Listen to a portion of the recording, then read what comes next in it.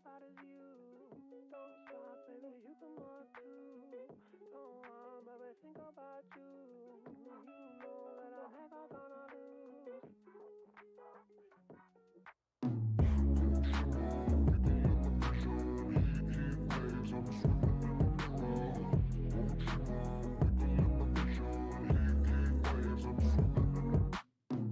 Sometimes all I think about is you. Late nights in the middle of June. He waves been faking me out. Can't make you happier now.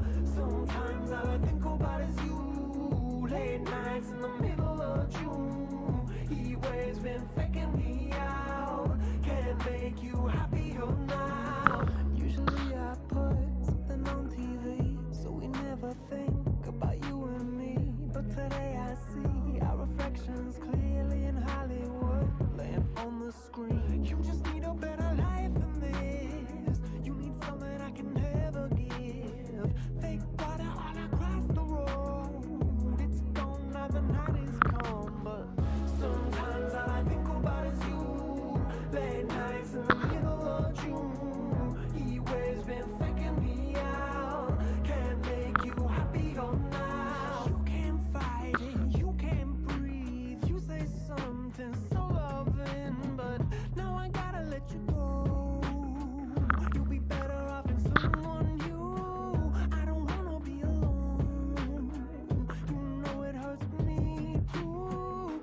You look so broken when you cry. One more and then I say goodbye. Sometimes all I think about is you. Late nights in the middle of June. He waves been faking me out. Can't make you happier now. Sometimes all I think about is you. Late nights in the middle of June. He waves been faking me out. Can't make you happier now. I just wonder what you're dreaming of when you sleep and smile so comfortable. I just wish that I could give you that look that's perfectly unsaid. Sometimes all I think about is you. Late nights in the middle of June. He waves been faking me out. He waves been faking me out. Sometimes all I think about is you. Late nights in the middle of June. He waves been What? faking me out. Can't Wait a minute. make you happier now. Sometimes all I think about is you. Oh, because it has to be up here. In the middle of June. He waves been faking There we go. me out. Can't make you happier now. I can just take put this here.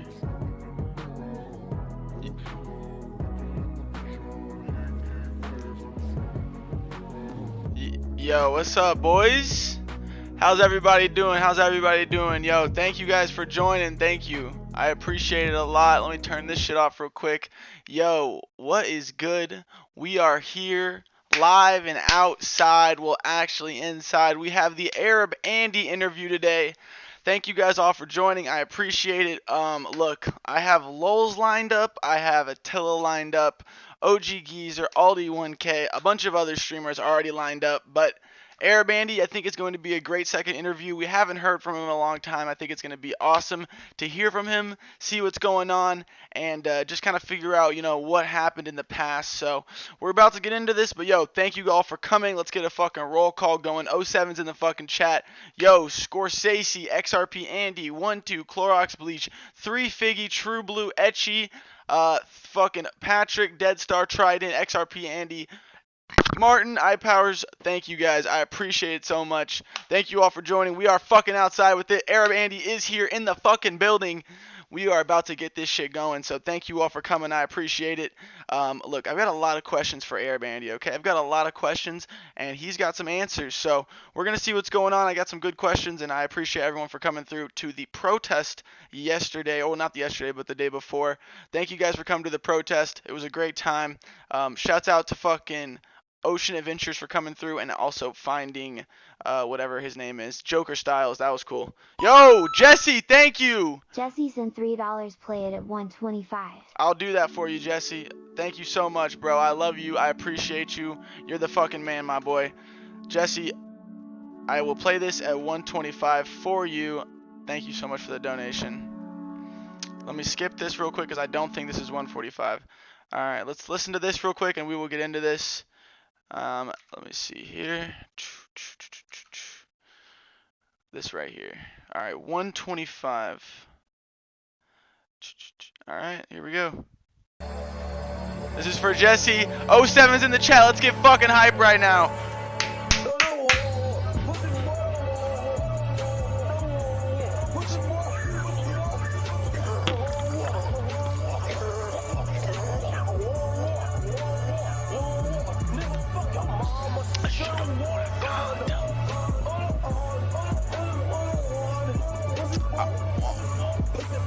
Alright. Thank you. I appreciate it, Jesse. Shoulda worn a condom. Alright, look. We're gonna get Arabandy in here. Thank you for your donations. PowerChat.live/Alchi. We outside with it. Let's fucking get Arabandy in here. Let me do this, and hold on. Here we go. Yo, look who it is, the man of the hour, Arabandy. Welcome to the stream, my man. How are you? No, you the legend, man. Pretty good. Being with the legend RV Andy, man. You took over the Andy, legacy. Man, Arabandy, I will tell you this, my friend. I was watching your live streams before I ever live streamed. So if that doesn't tell you something, that you are a pioneer in this live streaming game, you are bugging, my friend. But can I call you Jamal? What would you like me to call you? Arabandy? Yeah, Jamal would be better, yeah. It doesn't matter. You know what I'm saying? You can call me Chase. Jamal You can call me Alchi. Okay, but I'm going to call you Jamal. Well, look, Jamal, I appreciate you coming here. I really do. We got the people in the chat here that I think want to know about you. This is my second interview, so I think you're a great person to interview. You have a lot of things to say. You've been around for a while, and, yeah, people are saying turn your mic up, but just say what's up to the chat. Address the chat real quick. Yo, man, I was gonna say, man, the chat, man, they, I know they know me, obviously. I know them. It's the, it's the, I IP2 people, the old Arabandy watchers. What's good, man? I know they're gonna bring up a lot of shit. Especially the recent what happened 4 months ago. So I'm gonna directly do that, without starting any drama. You know what I mean? But yeah, man, I'm glad RV Andy gave me this time because I did get interviewed, but I didn't get to be prepared for the interview with Captain Content. At least people know about that. So I'm glad I got to get this interview. I'm a little prepared more and ready to do it. Yeah, I'm man. hoping, one of these. I just shot the RV Andy about a couple of these. These are very light compared to soju. You just stream those. I drink soju, but I was like, hey, we twisted up for RV Andy. Hell yeah, Twisted Tea, baby. You already know what time it is. My boy got the Twisted Tea on deck. That's my man, Arabandy. You already know, man. Yo, I love to see it, bro. I love to fucking see it. Well, look, man, I'm truly appreciate to have you here. We got a lot of good questions to get into. And, yeah, chat, I told you what happened. We got some good fucking people on here, and I think it's going to be a very, very interesting interview here. So, let's go ahead and get into it, Arabandy. Sorry, I was looking for my vape. I don't know where I put it, but whatever. I'll find it later. But look, man, the people haven't really seen you for a while, so I think this interview is going to open up a lot of people's minds on just like, what you've been going through and what you thought of back in the past. But we're going to go ahead and get into it right now. So, Arabandy, first off, where did you grow up?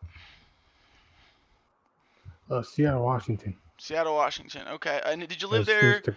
All the streams took place in. Okay, all your streams took place in Seattle, Washington, but you weren't born anywhere else, or you've always lived there? Just always lived there. I've never lived anywhere else, no. Okay, for sure. And then how long have you been live streaming for? Damn, well, I've taken so many breaks. I mean, the first time I started live streaming was in 2018. March 2018 is when I got an IRL. That's when shit kind of didn't take off until May when I met Ice Poseidon. And then from there, Arabandy became his own persona with the TTS, and everybody knows that. And then I took a long-ass break up until, I think it was 2020, and then I came back, and that was a disaster. I mean, the chat probably knows it. Probably some of the people in the chat already was at those streams, and that was pretty bad. So then I started doing desktop streams, and for about a year off and on, up until I met up with Casey and Captain Content, Awesome. which I don't know if we'll talk about or not talk about. Yeah, we'll get But into yeah, all that's that stuff. kind of how long I've been streaming. Awesome. And then so when did you live stream before you ever, were into the CX network or not the CX universe? Did you ever live stream before that on Twitch or any other platform, or did you first start live streaming after the CX thing? Well, I made videos on YouTube, but they never went anywhere, and they were not live streaming. They're all like gaming videos, anime videos. None of them even still hold to this day. I don't think any of them are still around to this day. I did a little bit of gaming streams, but I couldn't figure out the settings, and I gave up on it.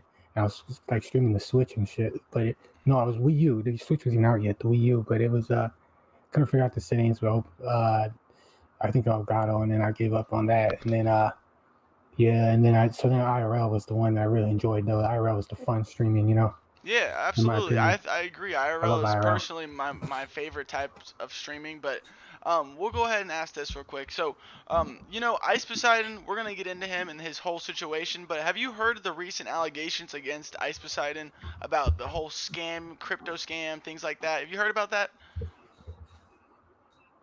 Yeah, I heard about the crypto scam, man. I know Ice Poseidon was on his hustle, he was on his game, but scamming viewers ain't cool, man.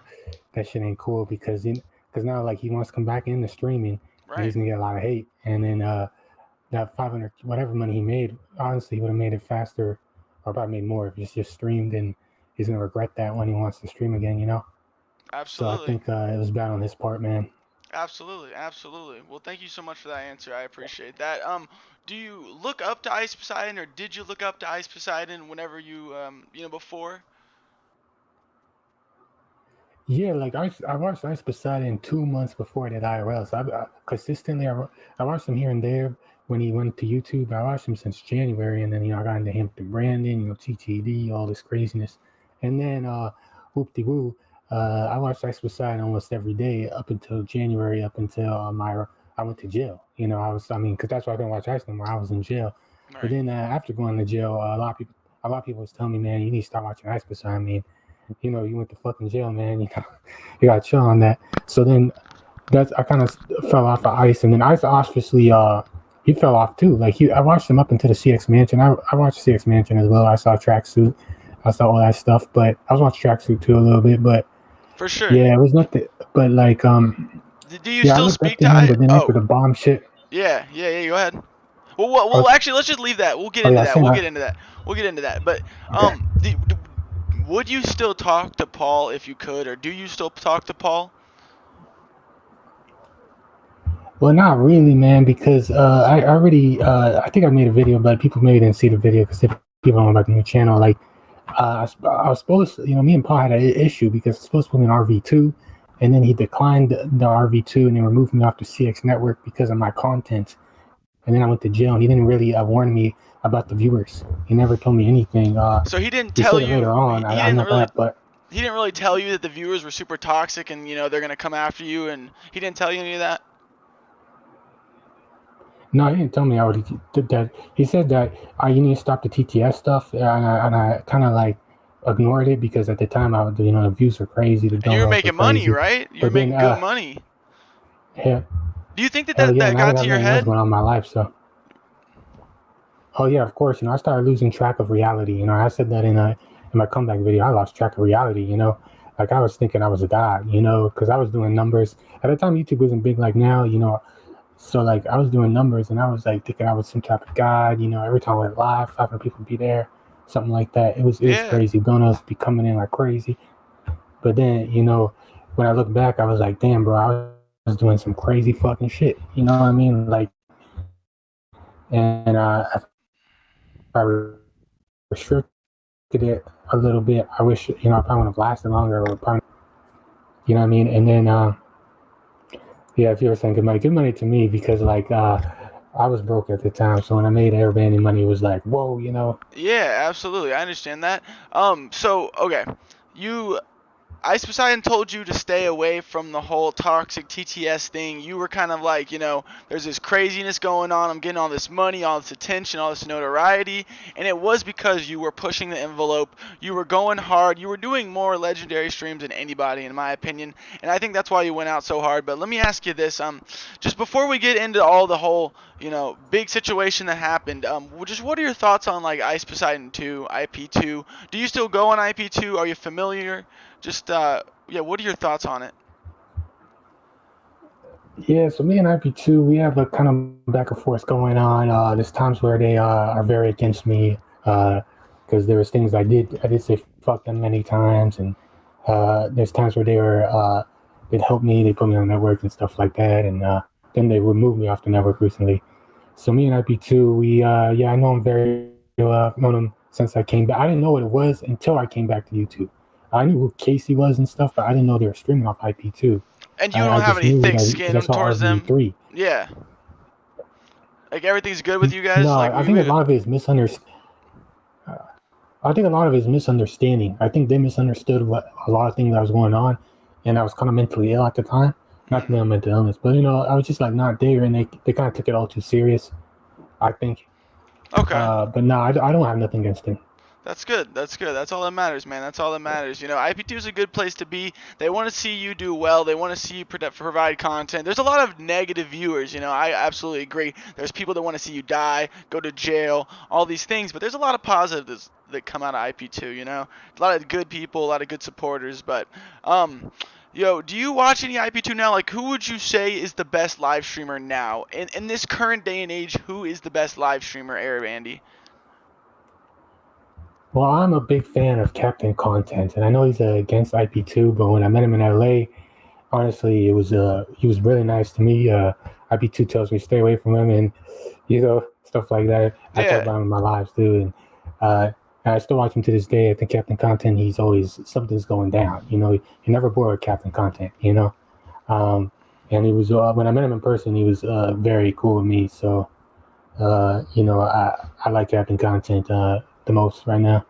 Okay, and I don't know if he's part of IP2, tell me he's not. But. And just because you like Captain Content, is that because the way you met him? Is it because he took you in? Why Captain Content? I personally don't think you understand Captain Content, because he is a person that uses other streamers to provide content, right? He's not content. He just uses other people to provide content. Do you understand what I'm saying? Oh yeah, that's what people are saying. I was actually watching the stream yesterday night. I was actually here chilling, watching him. He was at VidCon, and I was watching it up until I passed out. I actually passed out watching Captain Content. Because it was so boring. No, he was actually with some girl, and it was pretty interesting, bro. Okay. It was just some chick. It was some drama. But then drama started. I was like, I don't want to watch. I have enough drama. I ain't need to watch more IP2 drama. I watched the clips, but I don't want to watch it live. Yeah. So I clicked out of that shit. But then I was like, I understand that, and I agree with IP2. Like, I understand Captain Content is using other streamers, and Ice Poseidon pretty much did the same. I mean, but we got the shout outs, he got the characters to help his stream out. So I think he was nicer to me than Casey was, so I guess he won in that aspect, to me personally. I get that. We'll get into the whole Casey situation, go ahead. But also it's like when I got back to Seattle after LA, I actually did try to tune into his streams because I was trying to find a stream that he did with me, but then he deleted it because he got a lot of dislikes because the chat was mad at me for something.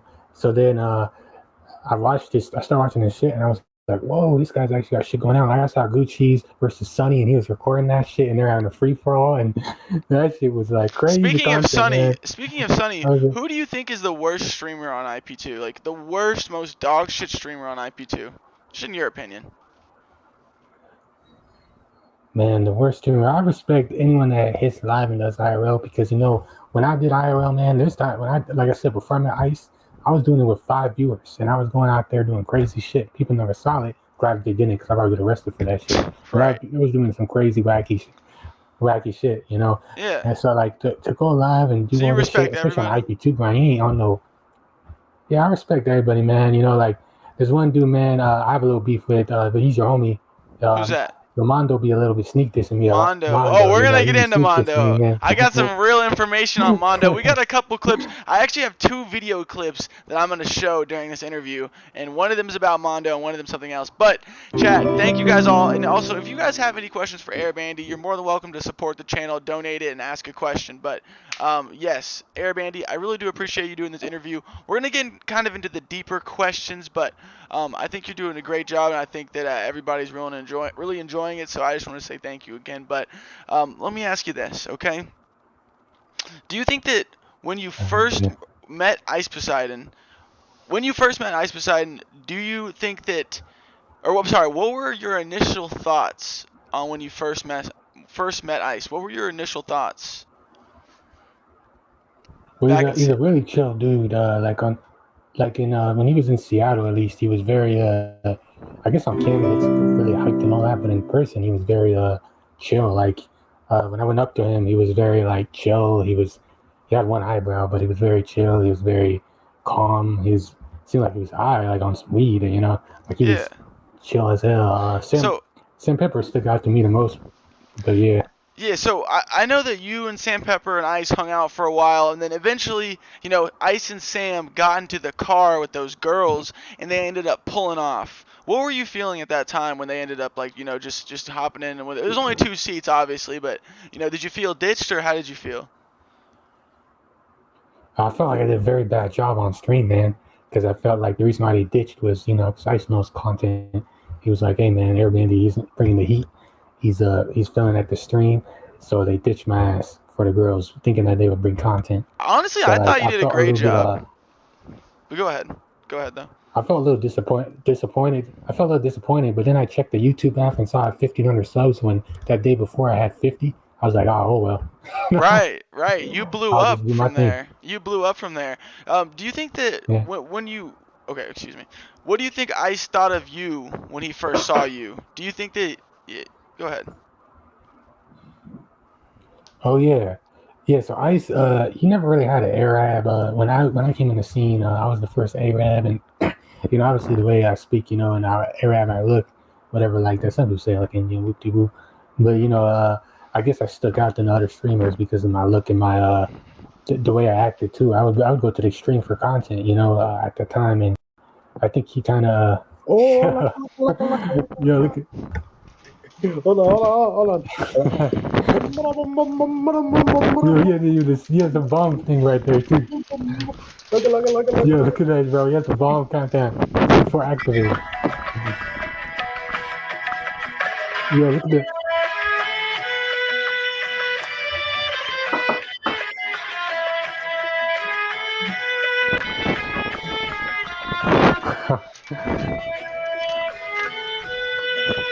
What, dude? Look at this, guys. Yeah, I used to wear this. That's the Saudi Arabia little uniform. Yo, shout out to the Arabs. What the fuck was that? Yo, shout out to that guy. What the fuck was that? Yo, we gotta. How do you even get in here? The Muslims are after me. What the fuck? Yeah, the Muslims are after me. They're trying to do a part 2. What the fuck just happened, dude? He just hijacked the interview. Holy shit, okay, that was weird, dude. Arabs are after Arab Andy. They must be, dude. That was fucking weird, dude. I don't even know, but we have to... Dude, okay. We'll get back into the interview, dude. I don't know that. I don't know what the fuck the deal is with that. But yo, sorry, dude. Were you nervous when you first met Ice on stream, Airbandy? Were you nervous? Well, I was streaming before that, and I knew what streaming was. But yeah, I was because I never thought I was gonna meet him. Especially when I thought I would have to originally I was gonna go to LA to meet Ice Poseidon. Okay. People don't know this. I was gonna book a flight, go to LA, and then go to his house because everybody was allowed at the time. He dropped the address on Reddit and just troll, you know, or end up in one of the events with, you know, EBZ. Yeah. Maybe get knocked out by EBZ, you know, and have him chase me around and shit, you know. But like, he came to Seattle, and I was like, whoa, you know, I don't even have to fly. I literally took an Uber. As soon as I saw the stream. I saw Billy the Fridge, you know, fat ass, you know, pick up Ice. And Billy the Fridge, my homie, sorry if I could call him a fat ass, but you know, he's a fat ass. So then I saw his fat ass go pick up Ice. And then I was like, yo, I'm going to go Uber there too. And I Ubered to Capitol Hill. And then when I met him, I was like, bro, I was nervous. See, on stream, I was nervous because the problem was like there was so much going on, and like there was Sandpepper there, Ice there, and then we were getting like sniped nonstop. Like there was like viewers coming up, fans coming. There's like literally a whole school waiting for Ice Poseidon. Like 26 people was all taking pictures of Ice. I don't know if you guys didn't see it on stream. Like he literally, we walked down the block for like 5 minutes, and then there's like 30 people. This was Ice in his prime though, but 30 people just all taking pictures of Ice. We had to wait there for like 15, 20 minutes. And then we went to the convenience store. Cars constantly pulling up. Constant shit was going down. I didn't even have time to really be on camera. Like people actually saw it live. Like, and whenever I went on camera, I've always messed it up because there was so many people there. And then I was not used to doing big streams, you know, like 15,000. I think Ice was doing 20,000 that day, probably. Yeah, 20,000 easily. It was intense, man. So you were pretty nervous. So I was very nervous. Okay. 100%. Yeah, I was nervous. Do you think that Ice Poseidon wanted you around at that time? Well, yeah, but I didn't think he took a big interest in me like everybody else. I think, you know, like on his stream, I didn't really perform too well in his eyes. And then I wasn't really in LA, so I couldn't really meet up with them and do all the other content. And my streams were more, it was too much work to kind of, at the time, it was too much work to keep doing my streams. And then, you know, I do Ice streams. So like, and I was doing all my shit in Seattle. So we kind of really could disconnect it. And then the RV2, you know, obviously that was going to be the big thing where we connect, but it never happened. So right. Okay. I didn't really have a chance to really know. Yeah. Yeah. What'd you think about Sandpepper when you first met him? You know, because I feel like Sam was kind of weird towards you. You know, he's kind of disrespectful.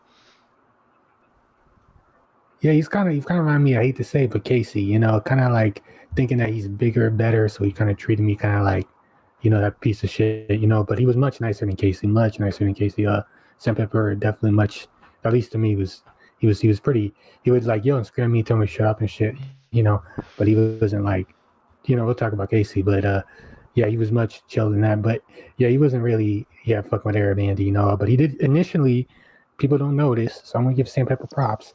Ice did not give me the shout out, Sandpepper did, so when I went up to Ice, I showed him my Twitch. Then Sandpepper said, let me see your YouTube channel. I showed him my YouTube channel, I have 52 subs. Sandpepper took my iPhone SE. It wasn't even like a nice ass phone like this. And this is old as hell. It's 10 plus. Right. He took the SE. This was a ghetto phone, so I was broke as hell. Yeah. He took that shit, showed his stream. The next 2 hours, I went to 1,500 subs. I think 1K. And then after that, Ice gave me 500, I think. Craziness. People didn't really like me on Ice. So you really blew up from that, you know? You really showed your channel, you blew up, you got a bunch of following. Did you think that was going to happen? Did you know that you were going to get that big? No, I expected like 100 subs. I think I recorded a video, Airbnb meets Ice Poseidon. I don't know if you remember that video. I had that out for a while. Mm-hmm. And before I think it was still out there when I was in jail because I didn't delete it. Mm-hmm. And that I thought would maybe give me 50, 100 subs, and then I was going to continue streaming on YouTube. But I didn't think I was going to get 1K, 1,500. And people were actually, as soon as I went live, people were there, like, and they were like praising me, be like, yo, Airbnb, you a fucking legend. Every stream's legend. People hit me up on Twitter. Hell it was just unreal, you know, even to this day. I remember it was crazy because I was a big YouTube viewer and I was a big fan of Ice too. Right. Huge, you know, like. Okay, so it was crazy, man. So you know that time when you, Ice, and Sam were talking to those whales and she flashed her tits? Yeah, I remember that. What were you thinking then? What were you thinking? Because that's pretty SJW down there, you know? Were you expecting her to do that? Well, no, because like people in Seattle, I can say they kind of go to the extreme with emotions. There's some people even see that from me, you know, IP2 sees that from me. But yeah, they kind of go to extremes. So like in Seattle, you could see some crazy shit. You know what I mean? I'm just going to tell you, people snap on you. They do weird shit, yell and scream at you, fuck with you, call police on you. They do some crazy shit here, you know? So for me, it was just the norm. I was like, Seattle, you know, what do you expect? Nothing new, right? Fair enough. Okay. So, but Ice and Sam were freaked out by it, but yeah. Yeah, that well, he didn't want to get banned. So, now we're gonna kind of move into like after you and Ice and Sam all linked up. So basically, they ditched you in the car. So then after all that happens, the chat gives you the name Arab Andy. Were you happy to be accepted in the community as Arab Andy? Did you want that name? Did you enjoy that? So actually, guys never gave me the name Arab Andy. I named myself Arab Andy because I was a big fan. I thought it would have given me attraction to my Twitch channel, my YouTube channel. So I thought Ice people would see the name and sub me, but it wasn't really successful because I was posting, streaming. I only got 50 subs. My Twitch was only on like 5 views, and I was doing crazy IRL, like crazier than you would ever expect. It was pretty crazy shit I was doing. I was going to stores, acting crazy, like 6 views. So, but there was a reason I did that was to gain attraction. And then I said, I even went up to Ice and I said, I'm Arab Andy. And then so he didn't give me the name. A lot of people mistook that. Okay. I did that to get the subs. Interesting. Okay, that's very interesting. I actually didn't know that. I thought the chat would have given you that name, but that makes sense. So, tell me about what your thoughts are on 2TD. How did 2TD come about? Oh yeah, so 2TD. So originally, Hampton Brandon did TTD, and everybody was saying, Hampton Brandon is badass. He's epic. He's 10 toes down. He's the legend. And I was a big fan of Hampton Brandon. I mean, I met Hampton Brandon in the flesh the same day I met Ice because he was on the RV. But I didn't have really time to talk with him. I talked with Prince Aladdin the most. That's my boy. I hang out with him in LA. He's my own boy. He gave me Barry Bag. But I never really got to know Hampton Brandon. Prince Aladdin told me you don't really want to go to know him now. He's not the same guy. So I don't know though. I don't know him. But I was a big fan of his content at the time. So like a lot of the persona and everything was kind of from Hampton Brandon. I was kind of imitating him a lot. Like Hampton Brandon was a risk taker. I was a risk taker. Yeah, absolutely. And so 2TD was just your thing. I think somebody. So like I said, the Twitter was very active. Somebody on Twitter gave me the channel like icon. Somebody on Twitter was like, "Hey, Arab Andy, you should be 2TD." And then I looked it up, and then I talked to my person that was helping me with all the YouTube stuff. I said, "Hey, what do you think about using 2TD to get more viewers?" Because it would be like something to attract people. He was like, "Yeah, do that. Do 2TD to kind of be like the Arab, Hampton Brandon." Yeah, absolutely. Okay. So that's kind of what that's where so that came from. What are your thoughts on the TTS? I mean, you see Ice, you get some pretty crazy TTS, but your TTS was on a different level. What were your thoughts on the TTS before the whole incident happened? Well, like I said, man, the reason why Arab Andy blew up was because I pushed the limits of TTS. No one could ever touch my TTS. Like after my TTS got changed forever. It got like if you use TTS now, you can't like on Twitch. They put big restrictions, like you can't be having no C4, nigga, the shit, racist terms. Of course. Like I would have child pedophile be playing through my shit. I was taking the limits of TTS, and I was doing it at a very low cost. I was originally charging, I think like it was as low as $3. I think I raised it to $4.20, like 2 weeks in of Arab Andy. Yeah. Because a person I was helping out with the YouTube, he said, let's put it out low because he didn't think people would donate. And then we seen people were donating. He said, let's put it up a little bit because the donation is getting too crazy. And people were taking it to the next level. At first, people were just donating like nigger. And the Arab Andy stuff, like people were donating ISIS music and shit like that. Yeah. That didn't come until 2 weeks later. And that's why we kind of raised it a little bit. We should raise it more than $1.27. Seriously. So you basically lived off the rule, scam. You never scammed, ever. You let every donation play through the full. Exactly. Even if we, so what would happen is sometimes we end the stream and people would just keep donating. We wait till the next day and then replay their streams in public. Okay, I see. Now, do you think that that's how much helped me out. He was like, maybe. Oh, sorry. Do you think you've used your Arab persona to produce edgy and wild content? It kind of played in with the TTS donations. Did you use that as a benefit? Yeah, well, people like me because I was Arab, and there wasn't anybody on the CX network that was Arab and looked like me. And then, obviously, I was known as the craziest live streamer. I would even surpass Hampton Brandon in times.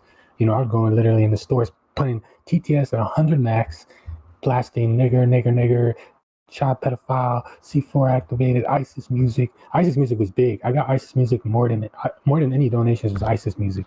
And Everywhere you I kind got of ISIS played music into was that, playing. right? You know, And you then, you dressed up with the hijab and the red and white thing. You know, you kind of played into it, right? yeah, I mean, I did it for originally someone gave me the idea for the hijab and all that, and then that just went viral. That went viral. But again, the person I was working behind the scenes, he said he actually bought me that. I didn't know what that was, and he said, "Bro, wear this on stream." He ordered it, and then I wear it. I was like, "Oh shit!" I'm glad I didn't wear it the day of the Yeah. incident, because I Did, was some so days I wear it, some days I didn't. did you ever feel that the TTS was getting too much, like it was getting too edgy, too dangerous? Did you ever feel like that?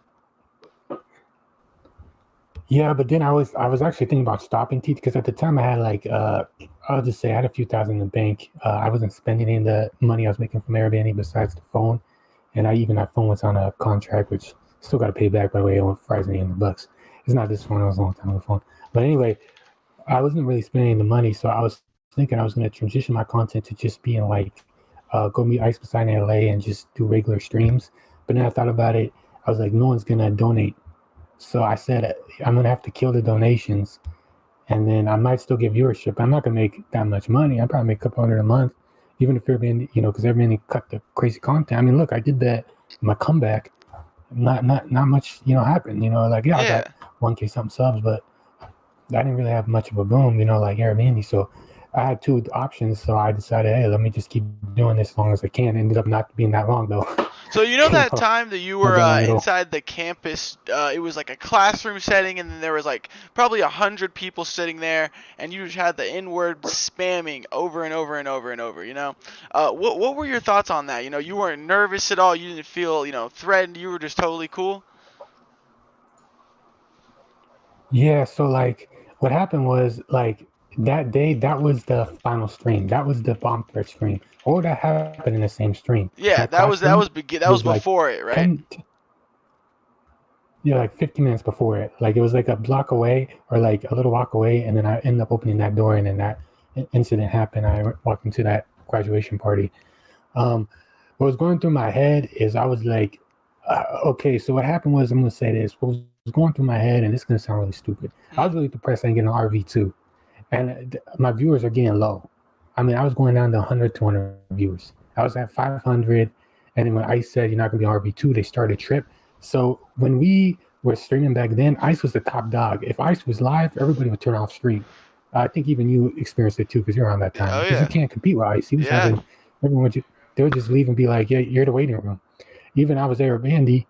I couldn't compete with ICE numbers, so I was like, "Man, I got to go all out." So when I decided I'm gonna go all out, I was at this college and I was like, "Hey, man, I got to go all out to compete with RV2." Yeah. And that's what I did that day. I went all out, man. Seriously. But I never thought I would go that crazy. I don't know what happened to me that day. I don't know what happened to me. I just started taking streaming to the, to the godlike level. Still to this day, it cannot be topped. Absolutely, man. Mhm. I absolutely agree. You took it to a level that will never be topped, in my opinion. Well, I'm gonna go ahead and play this video real quick. Give me 1 second here. Let me go ahead. So we're about to go ahead and get into like the meat and potatoes, basically the whole thing that happened after that. So this is what I want to share real Yeah. quick. Give me 1 second. Let's see this. Let me do this, and then we'll go Yeah. into You see, here. the news made me look really bad. I'm gonna Let's- say the news, they took shit to a racist level. Let's go ahead and see what they said. Tonight, They racist as fuck, man. Fuck those niggas. as we get our first look at the suspect who Hey, look at that incited smooth. terror on the UW campus, we're also asking if the charges he is facing match the seriousness of the crime he's accused of. Earlier tonight, we showed you the suspect in court, but now at 7, what you haven't heard. Some legal experts say this unusual case could get the attention of the state Supreme Court. Turns out there's language in our state law that protects joking about making a bomb threat. Cameron 7's Gary Horker dug into the issue. Yeah, the bomb's kinda low, RV. Gary, Oh, we told shit. you With live video Thanks, man. pranks, this is uncharted territory for the courts. Well, Steve, there is not a lot of legal precedent here. What this suspect boss. did was he went into a UW hall live streaming with his phone while taking live online donations to pull off a fake bomb threat. Now, the people who ran out of the building definitely took that as a threat, but some might argue in court it's only a joke. How you guys doing? For more than a year, 21-year-old Jamal Haraz has been trying to make money by live streaming pranks in public places with a loudspeaker on That's social not fact. media It was an like EVU. YouTube. I am sorry about 9/11. I am sorry about 9/11. But Haraz has never been arrested before. He played this in a room crowded with UW students. C4 has been successfully activated. Bomb detonation countdown successfully started. Haraz is heard laughing while everyone runs out in a panic, and his sound effects continue with sirens and screams. As he walks out of the building, he says he's impressed by the reaction he just provoked. Dude, you cannot get a better reaction than that. Today, a judge ordered Haraz to be held in jail on investigation that's of okay. threatening to Man, bomb. which you is a ain't turn it off. felony. No, continue. You want to. All right, cool. The chat, whatever chat wants. The threat seems clear, but we dug into Okay, what the it's 4 law years ago really now. says about this. It's a tough case. This is going to be one to watch. Former Washington State Attorney General Rob McKenna says there are two very different ways to look at what Haraz is seen doing on YouTube. And laughing like it was a joke. Here's the key fact. The individuals in that room did not think it was a joke. They were terrified. They fled. It's lucky that no one was injured in the process. No one was trampled or fell down the stairs trying to get out of the building. It was an incredibly reckless thing to do, to try to deliberately to panic people by playing that recording. But McKenna points out the state Supreme Court has ruled on this, saying the bomb threat statute must be limited to apply only to true threats. The statute reaches a substantial amount of protected speech, including threats made in jest. Now, McKenna says that word jest will be used by Haraz as a defense. The fact that he was live streaming it on YouTube works in his favor, because he's going to say this is part of a stunt, it was a hoax, it was like, you know. Do you think like this a- guy's like on some a bullshit? That didn't work in my cable favor. TV reality show? Yeah, it didn't work in my favor. It didn't, Yeah, he was yeah. on You YouTube. He still know, put me in jail. jackass. I don't know what they looked at. They still charge me. McKenna says Haraz's previous videos could be seen by a jury at trial. The defendant may want to bring that information in, those examples in, to show, hey, it's just a prankster. You know, take a chill pill. God damn, they ran for them lives, dude. McKenna says the ultimate test will be what a jury believes the people who panicked and ran believed. The intent is irrelevant. His motive doesn't matter. What matters is whether it appeared to be an actual threat at the time, and whether he tried to make it as real as possible to provoke the maximum reaction. Now, if he's convicted, Haraz could face up to 10 years in prison and up to a $20,000 fine. But Rob McKenna also told us All right. Mr. Arab Andy, we are back. What did you think about that whole news presentation right there? You know, that was put you in a pretty bad light. How'd you feel about that when you saw it? Man, you know, I feel like they really made me look bad without knowing all the context. They kind of just used all the videos and flipped it to make you look like the worst person on earth. And then I just go around and just harass people for 1 year, which I didn't even stream for 1 year. I didn't even have fame for 1 year, less than a month. So it's like, you know, why didn't you actually dig and do some research? You know, they could have talked to Ice Poseidon fans, you know, they could have message somebody, get some actual information before they made that video. Because that's okay. You want to accuse me of the bomb threat, whoop-de-whoop. I already got that accused of that in the court of law. But just to make me look like that, to publicize me like that, like I'm some terrorist, or like I'm doing this for like some YouTube prank shit, you know, it's like, man, like accidents happen, man. It was a big accident on my part, but to make me look bad like that, you know, and that's always on the internet, man. You know, it's kind of messed up, but whoop-de-whoop. It is what it is, you know. I always, So Jamal, you know, I just look back and be like, so what does May 31st, 2018 mean to you? it's a day that changed my life forever. I'm not the same man ever since that day. Being locked up for 4 months, 3 days. I'm going to tell you guys that was the exact dates, and doing a 2-year probation away from the internet, and then coming back and just being being living a different life completely since then, and having a completely different mental mind since then. Have picked up some bad habits, as this chat probably knows, and picked up some good habits. I can say this: it changed my life forever. Since May 31st, 2018, I'll never be the same man. And what do you think about the donator that sent that I'll money? never forget. Lebanese Andy, I know the chat's ran up. Lebanese Andy. I gave him that opportunity. If it wasn't going to be Lebanese Andy, it was going to probably be somebody else, because the way I was doing TTS, eventually something was going to happen. I would never think it would be that extreme. My bad. I never thought it would be to like that extreme. I never thought a donation could go that far. I knew something might happen, but to go that far, that was crazy, you know. Yeah. But so, go ahead. Well, I know I guess it is what it is. It kind of gave the viewers the power. Yeah, absolutely. And I think Lebanese Andy, didn't he also get prosecuted as well? No, he was actually in the United Kingdom, and they couldn't prosecute him. He was in the U.S. I see. Yeah. Well, it wasn't my Discord. Yeah. When you were in that room, where the famous TTS started playing, did you realize that people would get so scared while you were in there? Because people turn around, they start laughing a little bit. Did you realize at that time that you could have had that happen? Well, I thought they knew it was a joke, because one girl looked at me and started laughing, so I thought they knew it was a joke. And because they saw the camera and the phone and everything, I don't know why I would film myself doing a bomb shit. Who would do that? Or, I obviously, didn't look like a terror. I wear regular clothes. Maybe I had a little bit of a beard. I don't even think I had much of a beard that day. So I didn't think they would really take it as a litter trying to blow some shit up, but they did. And so I was surprised as they were surprised. I was surprised they took that shit legit. They were surprised that I walked in there and did that bomb shit. So I guess we both were surprised on both angles. And I didn't communicate. Obviously, I was laughing when they were running away, which Hashem said, dude, it's a live stream. I shouldn't have said that, but I thought they would know that. But they legit thought I was trying to blow up this. Like, I was holding in the police car for 3-4 hours because they thought there was a bomb. Right. So they had to shut down the school and look for a bombing. Right.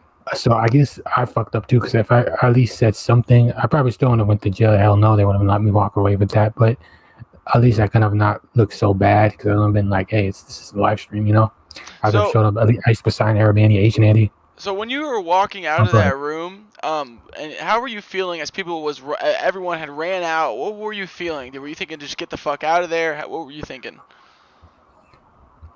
No, I was walking, bro. I was walking slow as fuck. I was walking like you could have chased me down in like 2 minutes. Like and I started to stream on like and shit. Like, I mean, they you can see video of that, and then you see my arrest because I wasn't going fast. Did you have any plan? Understand what I did? Oh, you didn't understand. Okay. No, I didn't understand what I did. Okay, I see. It freaked me out as much as it freaked them out, and I didn't know how to react because I never was in that type of situation. I didn't know nothing about the law. Like, I never went to jail before that, not even juvie. So I didn't know what to do. Didn't know what to do. This is the first time some shit like this happened. Now, Smooth Sanchez obviously did it, but not to my extent. This was crazy. I was at UW, so I couldn't understand it, and I was like I told you, I was so gone in my mind because of what the clout got to my head, and I was so dumb fuck, and I was streaming all the time, and I guess I just thought I'd walk away from it. I thought they would just let me go because they thought it was a stream, but so even when you were being arrested, did you not think that you were going to be doing something? Like, did you not? What did you think when you were being arrested? Just ask that. What? Well, I thought they would think. Well, I talked with the Asian dude. It was a fat Asian dude, looked like a pig. I think he's still on the stream. And we was talking. He's got sorry, I keep making fat jokes. But yeah, we were talking. And I was like, bro, I'm a live streamer. I don't even have a bomb. I'm born here. I'm not even Muslim. I'm not a Muslim. I wasn't born a Muslim. I don't know nothing about Islam until after I went to jail. I learned a little bit about it. But yeah, so I was like, dude, you guys taking so out of proportion. I'm a live streamer, like. And he was like, yeah, dude, but they think you actually tried to blow that place up. And we can't let you go now. And I was like, is there any way I can get like a cheap bail or something? He's like, nah, bro, you pissed a lot of people off. You're going to be fucked. Just pray to, he told me this too. He said, pray to Allah. I hope you get a miracle and you can get out. He's like, so I was scared as hell because I didn't know. First time in jail, like I said, I never been to juvie nothing. I'm up in here with murderers and shit. Yeah. I'm going to visitors, talking to my friend at the time, Brett, and I was like, dude, what the hell's going on? Like, he was like, I don't know, Jamal, why the hell did you go walk into a class with TTS? I'm like, dude, I didn't know this shit would happen. But they said, we're trying to give you 10 years. I don't know what to say. And I was like, Fuck. damn. But then finally, when I talked with So, the public attorney. wait, Uh, we'll get into that real quick, but I just was just wondering, just back to the arrest real quick. We'll get to all that, but you know, when you were being handcuffed, you were live streaming it. The officer pulls up on his bike, and then he's got a gun pulled, and you say, "Put the gun down, bro. Put the gun down." I was just wondering why. Like, what were you thinking there? You know. Okay, so that was exact imitation of Hampton Brandon. I was imitating Hampton Brandon. So I remember Hampton Brandon getting arrested, and he was saying, "Bro, what did I do, bro?" At TwitchCon, you can look back at the clip. So I was like, I was trying to get as much content as I could. I was trying to milk the shit. I know I was on my fucking mind. This is why I say when I pre-birth IP2, this is what I meant. I took trolling to the max.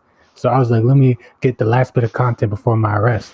And so I imitated Hampton Brandon. So when Hampton Brandon got arrested, I was like, oh, let me see if I can imitate that. And then that's what I keep. So I don't. Sorry, no one caught that, because you can see Hampton Brandon get arrested at TwitchCon. He says, "Bro, why you me, bro? What you mean, So bro?" so you were I was very imitating Hampton Brandon. very influenced by Hampton Brandon. Yeah, a lot of the streams people don't know. They think I imitate Asian Andy. Not the person that set me up with TTS. He was working behind the scenes. He set up all my TTS, everything, got me on a Samsung, got me to even constantly Twitch phone brands. So we got to Verizon because ICE was using it. And he's the one that teach me TTS. I didn't even know what, I knew what it was, but I didn't really watch Asian Andy. I watched Hampton Brandon. So yeah, Hampton Brandon was a very big influence on Arab Andy. Okay, I see that. So let me ask you this here. So once you were in the cop car, what were you thinking? Did you think that you were going to be let go? Was it hot? Did they have the AC on for you? Were they treating you nice? What was going on? Yeah, so when I was in the cop car, I thought they were going to see that it was just a live stream, because I literally showed them the video and everything, and they let me go after 4 or 5 hours. Cause I remember that happened to Ice, Science, and Pepper, H, and Andy. They all get, detained, and then they get let go once they see it's a stream. But for me, they said, "Nah, Jamal, you're going to jail tonight, and we don't know what's going to happen. Like, honestly, we don't see you coming out anytime soon." And when he told me that, I was like, "What the fuck? What am I going to do?" He's like, "Yeah," I was like, "I don't know, Jamal. You should have thought you should have thought that before you did it." But I was like, I never knew some shit like this would happen. I never thought they would take a stream to that level, Yeah, absolutely. Like previous streamers never end up trouble like I did at that time. So it was really crazy. So once you get to the jail, I'm sure they strip search you. They put you in the holding cell. What's your first experience like in jail? Oh man, I was a pussy, bro. So when I walked into jail, bro, I was on #1 on Reddit. And then a police officer went up to me and like, "Bro, this guy's #1 on Reddit." And he showed my video. He's like, "You're #1 on Reddit, bro. Congrats." And I took my picture and shit. Wow. And I was like freaking out. I was like talking to people and I was freaking out. I was like, I don't belong here. I didn't do nothing wrong. I'm a live streamer. I don't even have a criminal record. They're like, "Well, sorry, dude." And then I talked to some dude. He's like, "They'll probably let you on 2 weeks." And then some guy told me, and this is what freaked me out the most. He said, "You're probably going to be here for 5 years." And I was like, "Oh shit." Because I didn't want to image myself to be locked up for that long. Yeah, and absolutely. I was freaking out. I was in the holding so freaking. I was like, "Let me go, let me go." Really? Wow. So you were banging on the door, telling them to let you go and stuff. You were tripping. Yeah, but then I got into the holding cell, and then I was like, "You know what? I fucked up. I'm just gonna go into jail tonight." And then they put me in PC. They put me in private custody. Put me in the private custody for 1 week. So you were in a room with 23 hours in a room, holding cell room type block shit. 1 hour of light, right? 1 hour of daylight, correct? That's what I look at PC as. I'm not sure exactly how it was with you. Yeah, PC is like, so you gotta get out and take a shower, and you gotta watch a little bit TV. They have like a little TV section, and you gotta take a shower because you have to take turns between everybody else because they're also on PC. And then there has to be someone watching you while you do it. And then you have to go right back in, and then you maybe get a seat outside the lunch tray. And that was very depressing. I think I read one magazine in there. I read about Magic Cards and how Magic Cards was started in Seattle and they became billionaires and shit. And I was like, first time I ever read anything in years. All I did was watch YouTube videos and live streams. So it was pretty crazy. And so while you were in there, I'm sure after they let you out of PC, you were in normal general population. There was murders, killers, rapists, all these type of people around you. Okay, now I'm gonna be 100% honest in this interview. I wasn't in general population. I was on the mental health floor.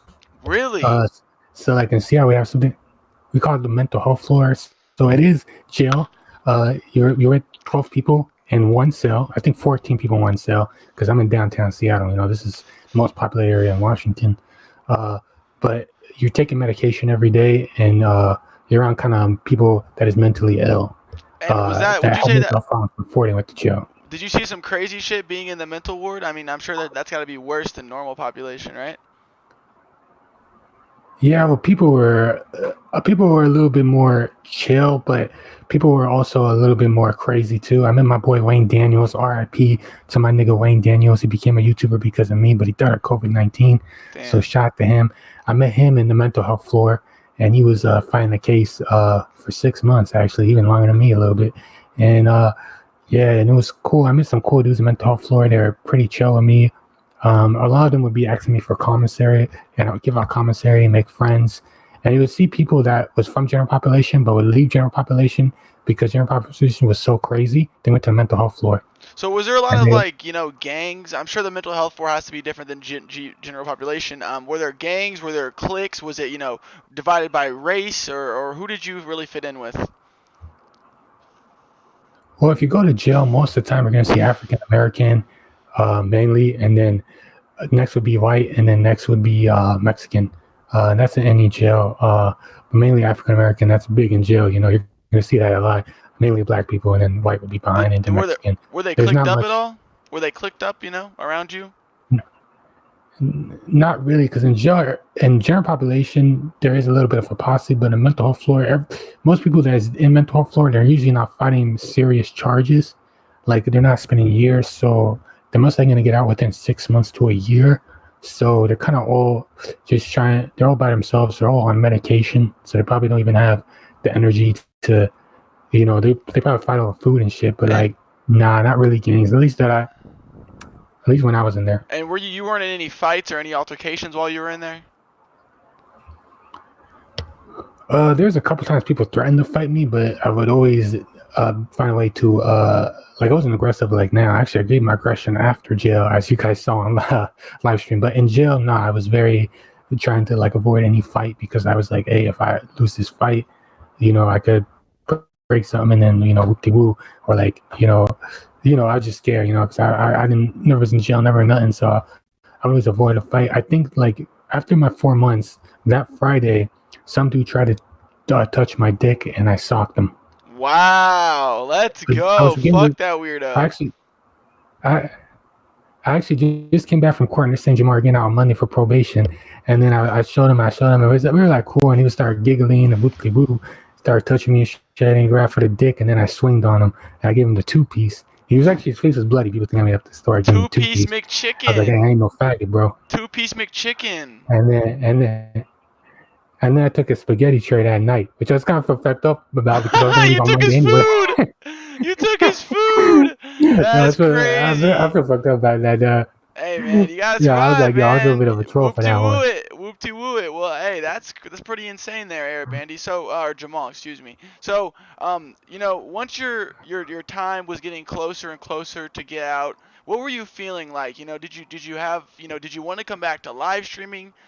What were you feeling like? Well, I cried because, you know, I went to jail 2 months before. So when you go to jail, they let you know you're getting probation or not way before you're released, because usually they have to fill out paperwork. Sometimes they give you housing. They give me housing because they don't want you to go back to where you live, because they think you're gonna go get arrested again. So because you're on probation, you're not getting released on like just, you know, you're out the door, you're on, you know, surveillance. And they gave me a piece of paperwork, and they said they saw the video where I said I'm getting probation, and they talked to me and they said, Jamal, you got to delete that channel, and you're not going to, if you post on YouTube, make one live stream, you're going to jail for 6 months. Wow. And I signed the paperwork, and they said they reduced my charge. They reduced my charge from a felony bomb threat to a gross misdemeanor harassment, which they kind of lied, because they said they're going to misdemeanor, but they said it's the best we can do because you don't have a lawyer or whatever. But they said if you stream again, you're going to jail for 2 years. I mean, I think it was 6 months. It wasn't 2 years. It was more like 4 or 5 months. But still, I was like, damn, this shit 4 months up in here was almost driving me fucking crazy, you know? Yeah. I wanted to be playing video games. I wanted to be smoking weed. You know, I didn't want to be in no jail cell with a bunch of niggas. So I was like, I had two options, and then they said delete the channel. They said they won't release you until the channel's gone. So I did was I hid the channel, but then I ended up thinking, oh, if I repost this channel, they're gonna, someone told me they're gonna get you for that. So I deleted it, and then there was 13K subs just went down the drain. But it sucked. I had like 13,000 subs, and it was still growing. So you did not get a felony. You actually got a misdemeanor. But then another thing was I could. Yeah, well, gross misdemeanor. It's not exactly a misdemeanor. It's the highest misdemeanor, but yeah, it's not a felony. So that's why I was able to work. As you guys know that, I was able to work because I didn't have a felony.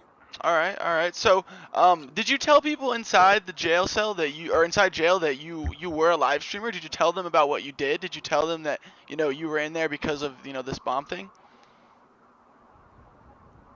Oh, I told everybody, and everybody was making terrorist jokes. They said, "Oh, look at that! He's gonna blow." Someone even said, "Hey, you just did the fake shit, so now you can get out and go do the real thing." Wow. I was like, "Damn, man!" And this was an African dude.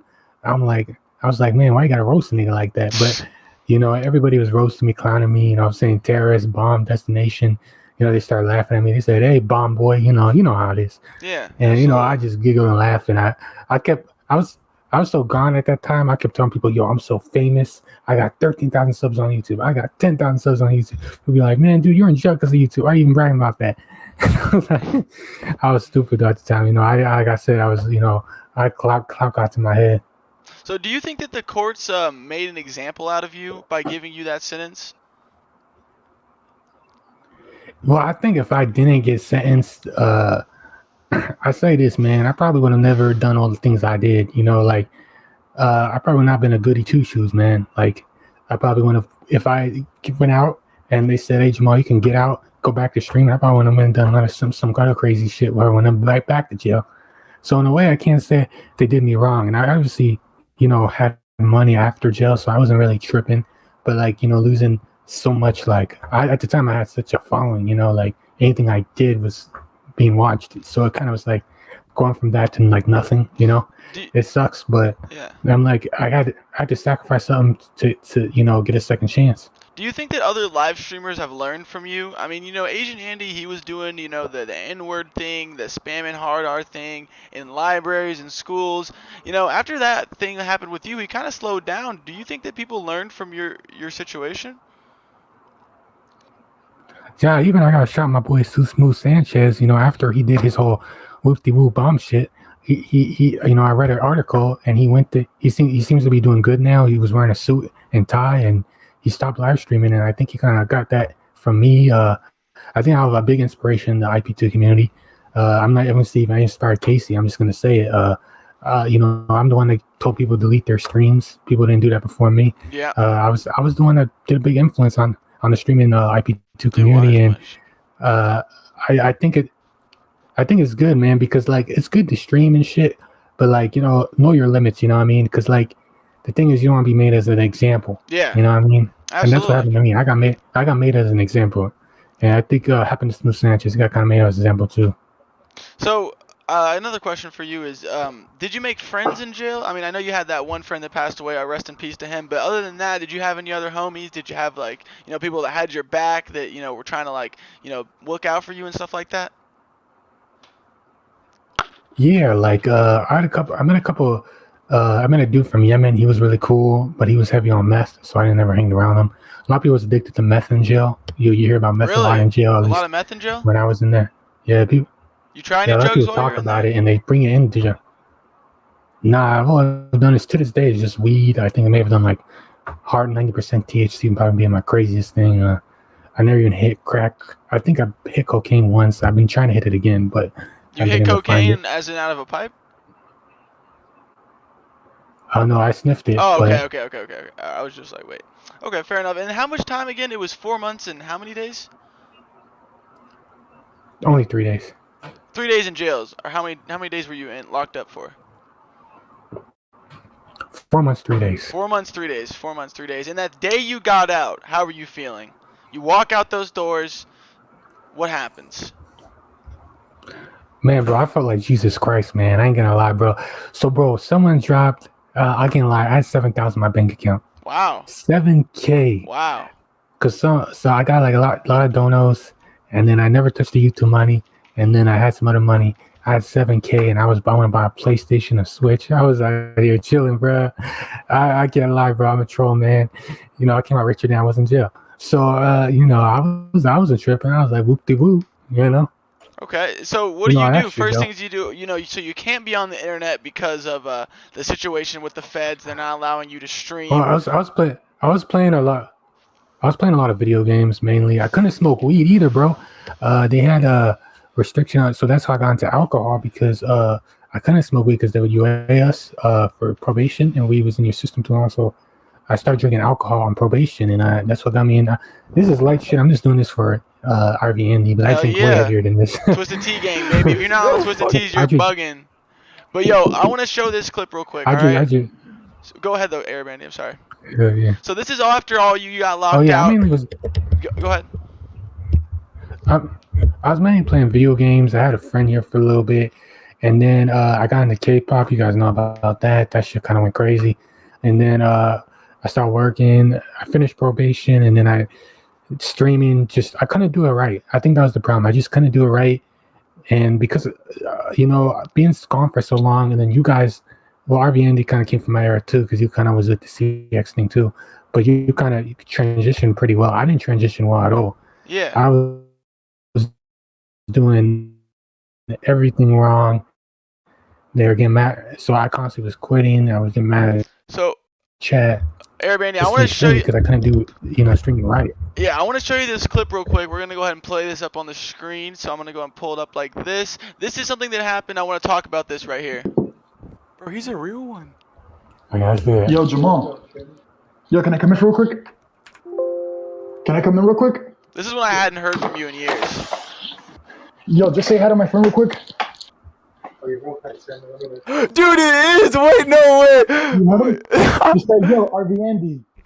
Oh, yo, RV Andy, what's up? No way, that's Andy! Yo, that's crazy. Bro, shouts out to the real one. Yo, tell him I said shouts out to him. He's a fucking legend. Yo, tell him he's an actual straight legend. He hears you, dude. He hears you. Oh, yo, Airbandy, you're a fucking legend, that's my mother's, Bro, we're waiting until you come back, dog. That's crazy. Bro, what the fuck? Yo, what? That's crazy. That boy Airbandy. Bro, when are you gonna come back, bro? Bro, I got a probation another year. Another year? Yeah, until early 2020. Bro, that's so fucking unlucky. But wait, can you look at the internet right now? Yeah, I can't, but I keep it on the low. Oh, you gotta keep it on the real low. Okay, all right, fair enough. Hey, you're a fucking legend, bro. I swear to God, you actually inspired me so much. It's just like, yeah, I actually saw your tweets. I gotta run downstairs. You want to come with me? I guess you gotta charge before he dies. Oh, hey, catch you, Aaron. I love you, bro. See you, dog. Oh my God. Yo, Mondo, that's so. You and Mondo kicked it. Oh, fucking bitch. So you and Mondo lived together for a little bit. Tell me about that. What's up with that? What happened? This is back before I hadn't heard from you in years it had been almost. So what happened with that? You and Mondo? Yeah, so I was a big fan of Sam and Andy back. I saw when Miss Sam and Andy. I watched Sam and Andy before he met Ice Poseidon. I found his channel because he was a homeless YouTuber. And he would walk around, do vlogs. He did one in San Diego, and that's where I found him. And then he went and met Ice. And then I watched him meet Ice, and then I saw him get he did a collab with, he did collab with another streamer. I can't remember what his name is. He doesn't even stream Life at Evan, I think. They did like a event with Ice. And then Sam and Andy kind of fucked it up. But yeah, I ain't going to talk about that. And then him and Ice kind of broke apart. He kept streaming whoop-de-whoop. So then I think Sam and Andy reached out to me one day, and then he DM'd me. He's like, I'm coming to Seattle, let's meet. And then I gave him my number. We talked on the phone a couple of times. I told him, hey, I can't stream, bro. He's like, all right, then let me chill in Portland. And he's DM'd me up again. It's like, hey, let's chill. He's like, all right. So then I go downtown one day, and there it is, Sam and Andy. I met him in the flesh. And he kind of told me, he was like, I'm live streaming. And I was like, come on, bro. And then we kick it, and then he's like, and then it's like, we were hanging out downtown actually, and he was showing me his MacBook and everything. We're talking about streaming, and then he was like, yeah, man, I'm going to kick it out here in Seattle for a little bit, and we can hang out and shit. Okay. And then, eventually, And eventually I said, hey, you can come to my, crib because, it'd probably be better than us staying on downtown. I didn't like being on downtown even to this day. So I was like, you come chill at the crib and whatever like that. So Sam and Andy come back one day. Sam and Andy's at the crib. So he moved in? And, I'm chilling with Sam and Andy. Yeah, he moved in for like 2-3 weeks. Okay, I got you. He was so why did he end up leaving? Here too. Why did he end up leaving? Or did you guys end up like beefing, or what ended up happening with that? Oh yeah, so what happened was yeah, my mother didn't want him here, so he told him to leave, and then I think he got mad at me for that, but because it was my mother's place, it wasn't my place. I'm just being honest with you.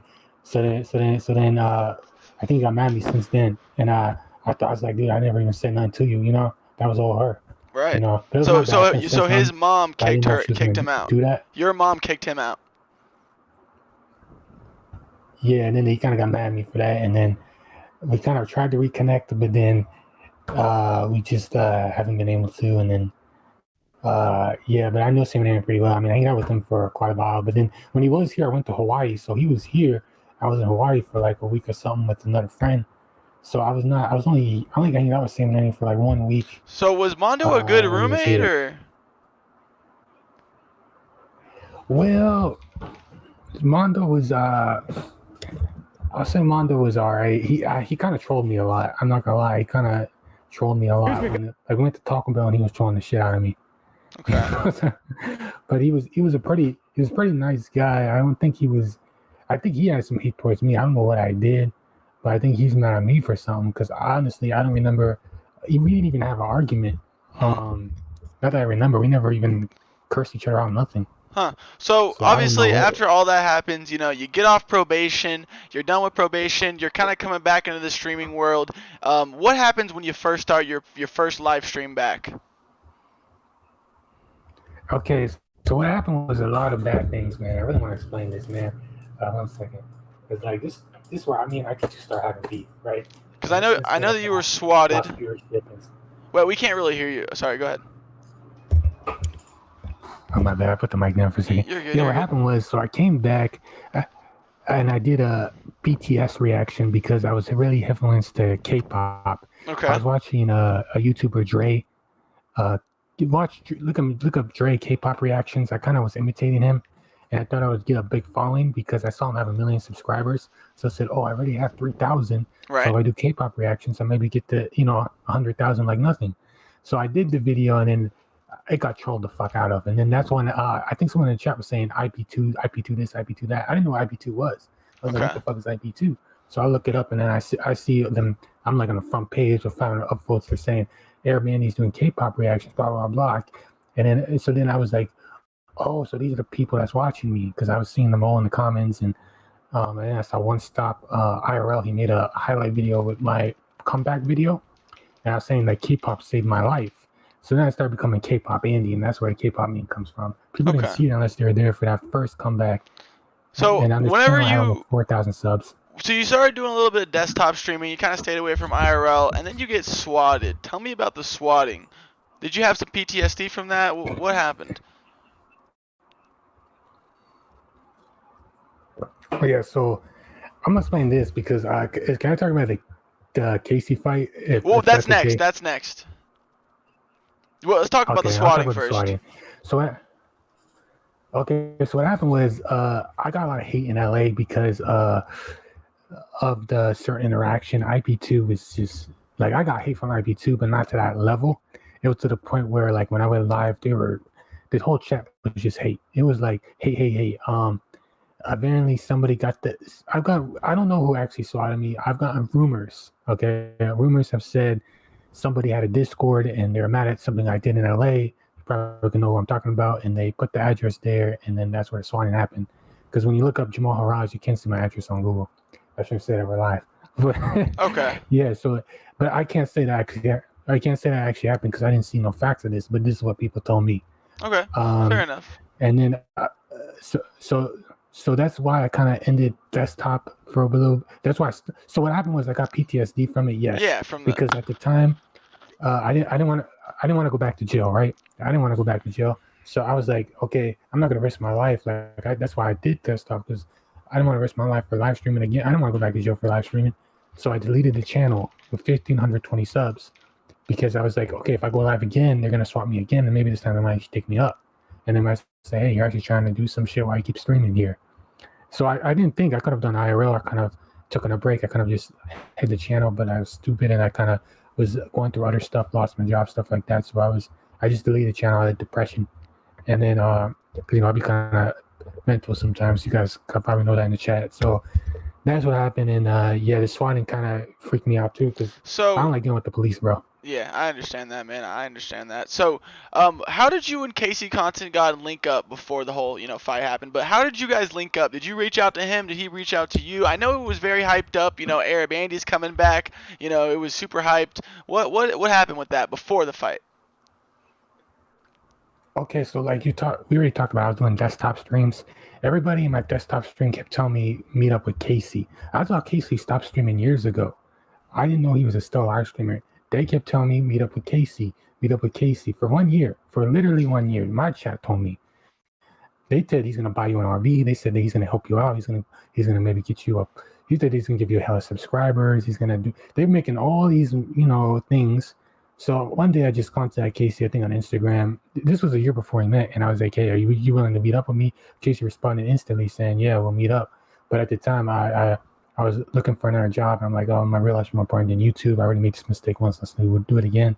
So I never met up with Casey that year. 1 year later, I'm already gonna be in LA for a concert, which I didn't enjoy. I already talked about on my channel. By the way, guys, subscribe to Arab Andy. Did they get the link? Yes, let me start linking that right now, but go ahead. So wait, well actually, let me ask you this. All right, so wait, did you talk about how you and him linked up? Sorry, I didn't mean to.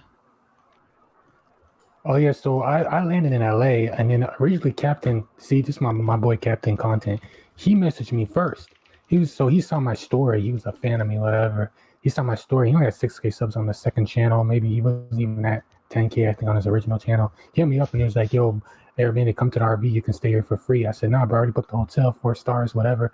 He said, nah, come to the RV. Captain Content was pushing to see me. Oh, because he wanted to use you, of course. Casey. But I was pushing on Casey, right. So I'm just saying, I was reaching out to Casey. As soon as I landed, I messaged Casey. I got on Instagram. I said, hey, Casey, I'm in LA. Let's do this. It's been 1 year in the making. He said, all right. And I said, what day was you? Thursday or Friday? Because I had those 2 days. He said Thursday. I said, all right. And then I met up with Prince Aladdin. He's the one that linked me with Captain Content. Originally, I was going to meet Captain Content because I was there for a concert. I wasn't really there to do live streaming. Right. I was just going to do that one stream with Casey. And then I was going to leave, go back to Seattle, and then continue my life. Prince Aladdin met me with Captain Content, which, it was really cool. I met one Sonic as well. So you ended up linking up with cool, Casey. but, you guys start streaming and stuff like that. At what point do you start feeling disrespected by him? Like, what point do you feel like he's using you or whatever you thought? Okay, so when I met up with Casey, I was getting a lot of weird vibes, man. He was doing a lot of weird things. I kind of feel like Casey looked down on me. So this is what I'm talking about. I feel like Casey, we're from the same race, and Arabs usually do this. And I don't want to be racist. They always try to bring another Arab down. So I think Casey saw that I was kind of a broke Arab. He had a little more money than me. He could fuck with me, because in the Middle East, they torture Arabs. They do hella shit. And Casey's actually Persian, by the way. He's not Arab. So I think he looked down on me, and he looked at me as an easy target. He looked at me as like an easy person he could fuck with.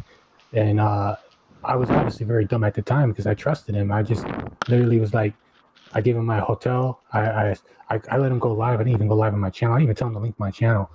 And he was very crazy. Casey in person, I hate to say it, he is very, very, very, very different than he is and I mean, like, I still remember the stream we had, and I saw him streaming, and like I wasn't even interacting with the stream until we fought. That dude was fucking crazy. I was like, this guy's a nutcase. I was actually trying to leave before that, but then we went to Bone Police. That's the reason I stayed. I was just wondering, like, what did Casey do to make you feel that way? Was he just making fun of you, disrespecting you, like just pushing jokes? Because that's kind of like what Casey does. You've seen him do it with other streamers like Baked Alaska. He'll say, oh, we're gonna go get some chicken McNuggets, or you're a fat fuck, or whatever. I feel like when Casey drinks a little bit, or he's just like streaming, he just kind of like fucks with people. Did you just take it as disrespectful, or was it more than that? Nah, because I felt like Casey didn't really care about me as a person. I felt like he just. So here's the thing: IP2 kind of wasn't too. I wasn't too good with IP2. Casey's most viewership is from IP2, so I felt like I could have been wrong. And I heard that Casey has kind of connections to the mods. They probably told him to troll me to get, and he obviously looked at me as an ant to get his boost. So I want to say this about Casey. What Casey did is he touched me. He touched my nose right here. This was not on stream, and he rubbed it, saying he's going to summon the genie. My nose is smaller now. I've actually shrinked recently. But he said he's going to summon the genie. He went to a person and said, "Hey, this is Osama." By the way, Casey looks very Arab in person. I think he met him in person. You can see he's very Arab. So he did that. He's into some person, and then when I told him I said I was going to leave for the night, and I didn't even snap or nothing. He put my finger up my nostril, and he kept it in there until I removed it, and he made me look really bad. Honestly, like no one's ever done that to me in real life, let alone in a live stream. So the way I reacted, I was drunk. I was already kind of down. I already told him I quit my job and stuff at Home Depot. I told him before we went live, I said, I don't got a job right now, bro. I'm going through all the money I got, you know? And in a way, I thought he was going to pay me for the stream, but he didn't even offer anything. And he got 1K live off my channel, which I know he didn't have to, but I was just like, hey, you got money, why don't you help a brother out? Anyway, I didn't get no donos from any of this. I made $26, then got swatted. And then he lied and said he bought me food and stuff, which I paid for the food. And then I didn't even finish that food, and he missed when he touched my nose. And he was treating me like shit. He was very rude. He looked like he was trying to get me arrested when he tried to call Skid Row. I felt like he was trying to get me Skid Row and do some crazy shit and then say, fuck you, I don't know you, like he did the Blade last month. I don't like Casey, man. I think he's a fraud. And he's not rich.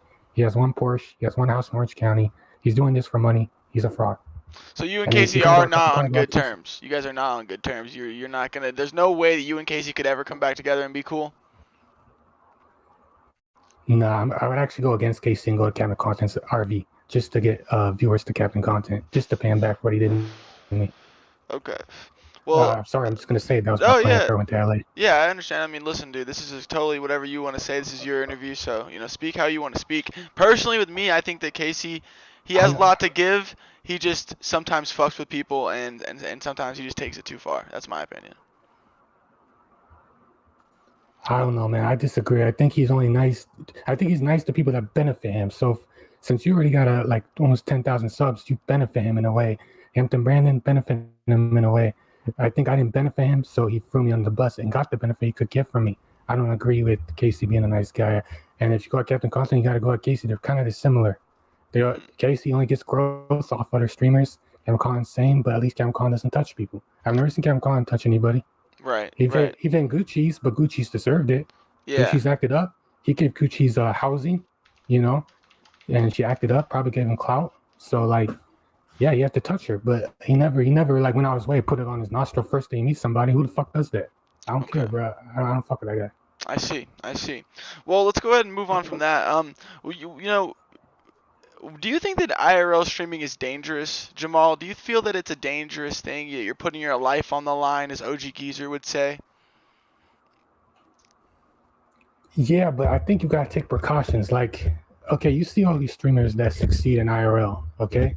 It's because they take precautions, okay? Why Hampton Brandon, why Smooth Sanchez, why me all failed is because we did not take precautions, okay? We went out there and did the content, yes, but did we take precautions? Even Stop Speeding said at one time to Prince Aladdin, I saw his screenshot, Stop Speeding, that's my homeboy. He says he always packs down when it gets too crazy. You see, we never did that. We would keep pushing. See, that's what gets you into legal trouble. If you just IRL stream, what's people gonna really say? Maybe you might you might end up with some drama eventually, but you can always bounce back. But if you push the limit, yeah, you'll get in legal trouble. Yeah, you'll risk your life because, people are not gonna take it like it's a stream. They're gonna take it as this real life shit because they don't know IRL streaming, especially when we was doing it. No, geez. Yo, Jacob Zone with the $5. 1 second. $5. Sorry. This is by far the best watchable podcast. Big ups, Aoki. Yo, Jacob Zone with the $5. Thank you so much. I appreciate that donation. I'm not sure if that's the real Jacob Zone. Thank you for the 5. I didn't mean to cut you off, Airbandy. Sorry. But thank you for the donation. That means a lot. I appreciate it. I know you good, man. But, okay. So, do you think that other what advice would you give to other IRL streamers? You know, obviously take precautions, but what advice could you give someone that's going to go out there with a big viewership and probably blast some crazy TTS? Well, I say don't listen to chat, and don't. You see, I was bad managed. I'm not going to expose nobody, but okay, somebody was giving me advice to constantly keep doing. Yeah, and he was constantly keep pushing me to constantly keep doing the talk shit. Even when times where I was like, people would tell me not to do it, I would listen to him because I was like, oh, I trust this guy more than anything. He was managing the money too. And you see, you should listen to yourself, bro. Not only listen to yourself, but talk to other people, because like if you're taking the thing is, the chat will also influence you to do shit. Like the chat will be like, oh, go up to this person, say this, go do that. TTS, they'll ban racist TTS, they'll ban terrorist shit. They'll be like, I'll kill all of you with TTS. You know, you say kill you in front of a police officer. I learned that's a threat. Hell yeah. You know, jump for that. So like, I think you gotta just like really listen to yourself and really like study live streaming. That's another thing. Like study from the mistakes. Don't imitate. Stu Sanchez was imitating me when it's like, why would you imitate someone that failed? I failed, you know, like, yeah, maybe I got a little success here and there, but I failed, you know. We want to imitate someone that succeeded, you know. So like not going out there and not letting somebody tell you what to do. Like I'm supposed Casey here. He was telling me to go back and do TTS and crazy shit again and just call the police station when you go live. He told me that in LA. And I was like, that's not very good. So advice. What if I go to jail? They're not like, what if I call a police station? There could be another police officer on the site and they could still come and arrest me. So I'm just telling you, man, don't listen to nobody, because like if you go to jail, the problem is streaming is a good thing, yes, but like one day maybe you might lose viewership, whatever, you might need to get a job. When you get that background, and this happened to me, they're gonna check that background check, see that shit, they're gonna see the videos, boom, you're out the door. You're not even gonna be able to make minimum wage off of live streaming shit. So I'm just saying, make sure you don't listen to chat. Make sure you like, there's good people in chat, but don't listen to like all the chat. Like there's some chat that you might just be like, okay, that sounds wrong. Why would I do that? You know, have like common sense. That could be the biggest thing. Now that you're back getting into live streaming again, do you feel like you'll be able to live up to the name Arab Andy? Just seeing all the insane things that you've done, all the craziness, can you live up to that, you know, persona? Well, I feel like now I'm definitely gonna be doing what I want to do. I like to stream, and that's why I'm doing it. I like to stream, but no, I don't think I could ever do crazy TTS ever again. It's fucked up my life, you know. And I've always told Chad that, you know. But I do like creating content, and I do appreciate anyone that supports, you know, after all these years. I mean, it's been 4 years. I understand a lot of my viewers are gone right now, whatever, watching Twitch or whatever now they watch nowadays. Or watch IP2, that'd be crazy. But, you know, I'm sure a lot moved on from that years. But I don't, that's not my plan to live up to the Arab Andy name. My plan is to kind of build something new, something I like, and something fun, something the viewers enjoy. I hate seeing the viewers not enjoying my content. It's kind of did affect me. That's why I took so many breaks. So I kind of want to do what the viewers enjoy, and that's why I think like monitoring the content but still trying to provide content is the best way to go. I agree. Even if I don't get the views I used to get. Yeah, absolutely. You know, the viewers, they always want to see what they enjoy, right? Most of the time it's something crazy. Like with Tone IRL, they want to see him do fentanyl. With you, I'm sure they want to go see you do crazy donos in the fucking middle of the street. It's just, the chat is always going to want to see what they want, and sometimes it's going to be negative and sometimes it's going to be positive. It's up to the streamer to decide if they want to risk their life and put their life on the line for a $420 donation. You know what I'm saying? Oh yeah, and like I said, I'm not in the streaming to, like I'm doing real life stuff, so I'm not like in the streaming to like back then I was in the stream, that's all I had, so I kind of go all out, but it's like I'm not in the streaming to do that anymore. I just like streaming. I like talking with chat. I like going live. I learned that when I was on doing desktop streams. I was like, yo, this is actually fun. That's why I was doing it. I wasn't really making anything. I was going to make 1 month. I made $200, but I was streaming like almost every day, and that was like the biggest month I probably made money. But I wasn't really making like bank off that, you know. So, you know, just to do it and enjoy it, I think is primary. And then also trying to provide better content. That's why I'm trying to get a new setup and stuff like that. And I'm doing IRL again slowly. So Yeah. So just real quick, circling back to the Casey thing. Once he like punched you in the face, it seemed like you really wanted to murder him, honestly. But what was holding you back? Because I could see the way you were looking. You know, you looked pretty heated. What was holding you back? oh yeah, so I'm gonna explain something in that day. I had one bottle of max level 40% Korean alcohol soju I bought in K-Town because I was staying there. So I chugged that, and then Casey came really late. He came at 9 o'clock, and then he gave me a bottle of the vodka he drinks. $25 vodka, by the way. So rich, right? And fried chicken. He brought fried chicken cookies and JoJo's. I'm like, my nigga, I told him we can eat them somewhere else. He's like, I'll pull up fried chicken cookies and JoJo's. I'm sorry, man. He told me this guy's rich. So anywho, so yeah, we were talking, whoop-de-woo. The fight breaks out, stream doesn't go well. What stopped me from killing him or hitting him or like going farther was because I was in LA, and then one thing is I knew I couldn't win the fight because Casey, he's 7 feet tall. Dude, he actually is tall. I mean, have you met him, RV Andy? Yeah, I've met him. I know he's tall. Yeah, he's humongous. So like when you try to fight that, and I mean, look at my arms. I mean, you're not gonna go nowhere. Honestly, you're just gonna basically keep getting knocked down. So, and I obviously I didn't want to fuck with a guy like Casey because he honestly was scaring me. Honestly, like the way he was acting and everything, I don't know if it can't just be alcohol. There's something else up with his head. I was scared of this guy. I was like, whoa, this guy is honestly fucking crazy.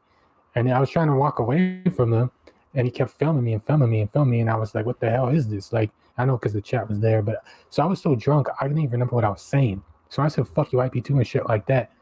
I didn't remember what I was saying, and I remember the IP2 chat was bringing up Double for Anime and stuff like that. So, because I saw Casey kept giving me his phone, and then whenever I'm on his phone, they kept trolling me. They kept saying Double for Anime, this, that, and I was being very sensitive. I admit it. I was drunk. So I thought they hated me, so I was saying fuck IP2. But I don't hate IP2. I'm just going to say this on stream, because IP2 I was watching. I don't hate IP2 mods. If you please can add me to the network. RVND is vouching for that. Help a brother out. I don't hate y'all. Give me one more chance. One more chance at least. That's all I ask. One more chance. If I say fuck IP2 again, you can remove me. And you were removed because of that situation? Yeah, they all sided with Casey. Everybody sided with Casey. Like, no one would listen to any word I said because I'm A-Rab Andy and because I said fuck you IP2 many times. But it's like, listen, like IP2, the reason why I was going after you guys is because the way, I was not mentally well at the time and I couldn't do streaming right and I would throw fits. But like, because I know they're watching, but like, listen, like they sided with Casey is because Casey manipulated the situation to make me look like the villain. Casey made me look like the bad guy because, he was trying to get his viewership up. I mean, like, listen, knocking out A-Rab Andy, a fucking streaming legend, he's going to get, he was at 12K subs at the time. Now he's at 13K. IP2 hating him at the time because he did something on RV7 or something. He did something and they hated him. So when he met up with me, he was already under the border. Captain Content was actually doing more numbers than him. And when he met with me, I fucking took it to the air.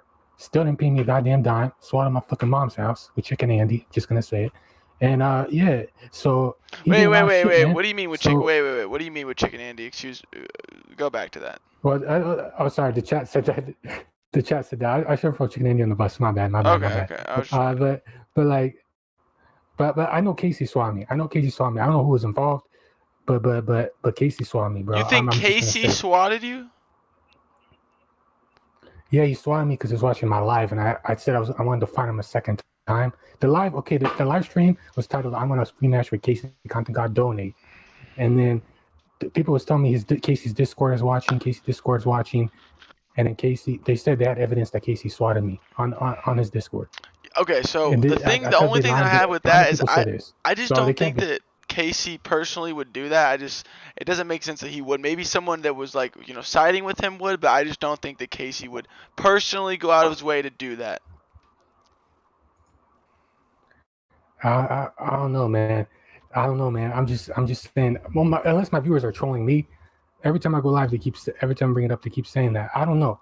I may be wrong. I might be. So let's not talk about the swine. I guess I'm from. Things are going crazy. I think RP2 go off the haywire. Everything's going off the haywire though. But so So, But anyway, let's focus on the mission. yeah, absolutely. So coming back out, you're back on the internet. Is there FBI people watching you? Do you think that that the police are still keeping in contact and in touch with you, like on what you're doing and what you're streaming? Nah, I'm completely done with the Airbnb case. It's been done for 4 years. Oh. I got out September. Well, technically, I got I got charged September 2018, so it's been 4 years. So in like 2 months or 3 months. So now I'm done with that. They're not obviously Airbnb's not on the radar anymore because the numbers aren't really there like it used to be. And I really deleted so many channels, lost so much viewership. I kind of destroyed everything myself. So I don't think they track me. But if they do, I'm not doing nothing illegal. I mean, Right. they're gonna give me a drink in this tea. Yeah, fuck yeah, right. They're just kicking and drinking some tea, man.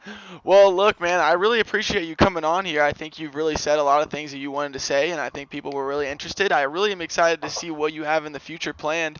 Do you have any IRL streams planned, or are you gonna basically stick to desktop and just doing what you want to do? It's gonna be 50-50. I'm doing OBS streams, and then I'm gonna do some IRL. Yeah, I'm trying to do 50-50. Cause like I kind of wanna test the waters, man. Kind of see what people like and what people don't like. But I'm not gonna just do boring stuff. Or I'm trying to be a better streamer than I was on the last channel. I know people had a lot of problems with it, because I was kind of really being limited, but I was busy with a lot of stuff at the time. I already said it on our video, but I guess people don't watch my stuff like that. But this time I'm a little bit more free, and I kind of, like I said, I want to be more creative. So the streams are going to be much better than it used to be. Awesome, man. And just one more question. If you could go back in time and do it all over again, would you do it differently? Back after you met Ice Poseidon, would you do it differently? Yeah, man, I'll be like Tracksuit Andy and just like milk Ice Poseidon as much as I can and quit. I see. Did you look up to Tracksuit Andy? I mean, he was making some of the most money TTS has ever been made. He was TTSA at the time. I think you and him were almost in the running for being pretty equal when it came to donations. I think he got more than me because he put TTS a little bit higher. I did watch Tracksuit Andy. Yes, I was a big fan. When I got out of jail, Tracksuit Andy kind of took over. So, like, as that biggest Andy at the time. So, yeah, I watched him quite a bit up until he went back to London. And he's cool. He's a cool dude. I actually don't have no beef with Tracksuit. I never met him. I never had any conversation with him. I barely met anybody. I think I met you, Mondo, Yeah. Stacy, and then the captain.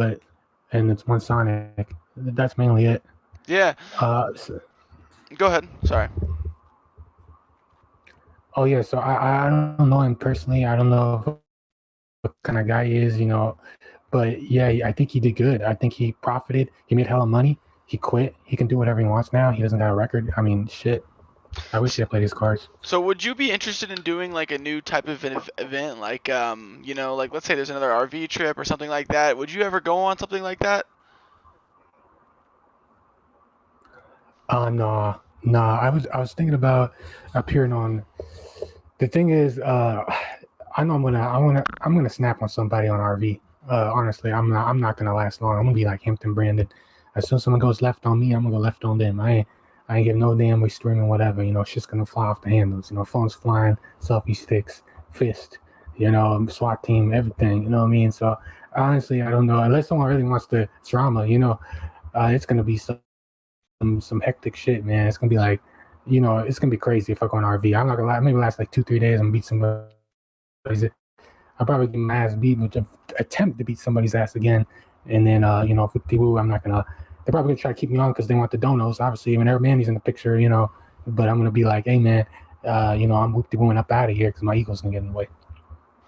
Yeah, well, look, man.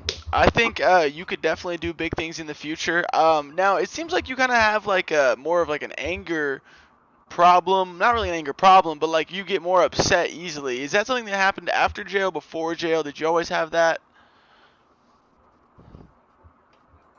Well, in jail, there's one thing that you learn. I'm gonna stop saying the disrespect word because everybody spams it. Every time I make I say something, everyone spams it. That's why I stop saying disrespect because now everybody spams it. So I'm done doing that, you know. Uh, but yeah, in jail you learn like if someone disrespects you, you gotta fight the dude. You know, I'm sure that that's if you go to jail, you kind of learn that, and I guess that kind of came after jail. But I'm not like fighting everybody that I meet because there's some people who can't fight. Like if the boss tells you, "Hey, Jamal, you gotta clean that shit. You gotta clean that shit." Hey, But if a live streamer, for example, we're both streaming, and you're out here, doing something a little, curvy. Yeah, I'm gonna pull up and I'm gonna say what I have to say. Now doing that, Casey took it to the next level. As long as you don't touch me, I won't touch you. I'm gonna put it at this. If someone don't touch me, I don't touch you. I try to avoid fighting now. I'm actually trying to bring a new leaf. After a Casey fight, I learned, hey man, you use your words, not your hands. Even though I'm from a little bit gangster, use your words, not your hands. I learned that because sometimes it's like you gotta be like, hey man, we could talk it out, instead of throwing hands. But Casey, again, he touched me first. As long as you don't touch me, like let's say I go to another streamer, if he didn't touch like Captain Content, if he didn't touch me, I'll talk to Capcom. I'll be like, hey man, I'm not feeling this stream, not feeling this vibe. I might hit deuces, because I appreciate what you got going on here, but maybe we might have a little argument, but I'll be like, hey man, it's stream at the end of the day, whoop-de-whoop. I ain't trying to have no beef. You know what I mean? Yeah. We trying to have fun, kick it, get our viewership up. You know what I mean? But like again, if you touch me, then that's different. I'm gonna flash back. But as long as we don't put no hands on one another, no one touches no one's noses, no one's mouth, no one's ears, no one's penis. You know what I mean? We good. I ain't gonna throw no hands. But I might argue with you, hell yeah. But then I'm gonna be like, hey, let me cool down. Maybe hit a little bump blunt, smoke a little joint, hit a little, dab, whatever. Smoke, calm down a little bit. Let me treat this like adults, you know what I mean? And then if things don't work out, we'll on my way. So do you think that the whole jail experience, it kind of changed you as a man? Just being in there for that long. Yeah, of course, man.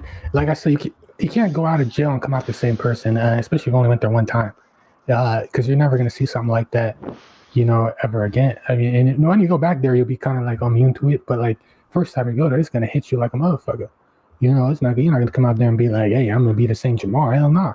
How the hell is that gonna happen? When you're around fights breaking out every day, when you're around this, that, dudes beating up old man and shit. I literally saw old man getting beat up in jail to the bloody pulp. They had to release that nigga because he said, hey man, what the fuck you beating up old man for? Dude was 18 years old. Wow. He said, hey, he didn't give me some hot chocolate. Wow, that's crazy. I was like, damn, this is how brutal the world is, man. Shit. This dude flew in the air too and shit. It was like, I was telling you, man, when you go through some shit like that, how are you gonna come out? I know that you were in the mental section. Yeah. What pills did they have you on? Did they diagnose you with something? Why would they put you in the mental ward? Explain that to me. Okay, so I had mental health problems before I went to jail. I went to a mental hospital twice, and I was in and out counseling. As a kid, I was on medication and depression and stuff like that. I was on medication up until 11 years old, and then I was doing good. Started getting mental health problems again, went to mental health hospitals and got bipolar, took lithium. So what helped me fight my case was I had this mental health problem, and I was very manic because of the subscribers. All those subs and views were making me manic. And since I had a session with YouTube, I was watching like Ice Poseidon, FouseyTube, all this stuff. It made me feel like I was some type of god, and made me go do that incident. So I was very manic. I have a big manic thing. When things go really good for me, I start getting kind of too up my head. So that was kind of what helped me fight my case and stuff like that. So did they put you on like lithium inside the jail, or what did they put you on? Yeah, lithium. Lithium. Okay, I got you. And did they kept you on that for a while, and then when you got out, did you continue taking it? Yeah, for 4 months, I was on lithium up until my release, and then when I got out, I was constantly going to counseling. I saw a counselor for 2 years. I think I even talked about him a couple times on the stream. I was going to a lot of mental health problems. I stopped seeing my counselor because we had a falling out because of our unit. Because of what? Sorry, I didn't hear too much detail with that. So I got back on lithium for about 10 months. Why'd you guys have a falling out? It cut out. Oh, we had an argument. Because So we were having a lot of disagreements with my actions, and I was saying, well, I had mental health problems. He was starting insulting me and shit, and I said, well, fuck you, man. I don't want to speak to you again. And then I said, okay, maybe I was really actually feeling mentally ill. So I talked to my provider. I said, hey, can you give me that lithium? And I started taking 3 pills a day for about 10 months up until I met Casey. Okay. So I took 3 pills a day for about 10 months. But then lithium started wearing out. I mean, you guys saw it. You know, I started drinking too much, and I just ended up quitting the lithium. But I'm taking it now again because I've had mental health problems again. So I see that a lot of live streamers have mental health problems, me included. A lot of us just have issues. Do you think that the chat and the donors and the support and all the people typing about you and talking about you, it adds to the mental health issues?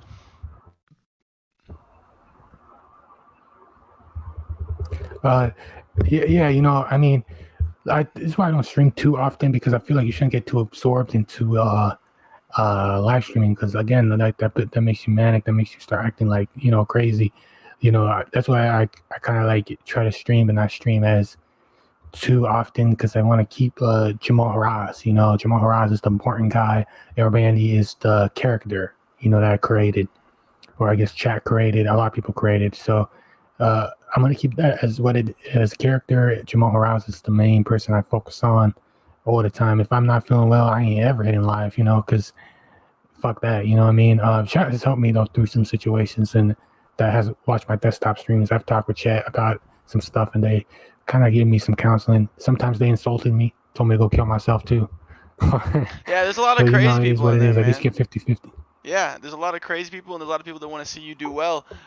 Just, do you think that your chat before you got arrested, it was basically, you know, all toxic, or do you think there were some good people in there?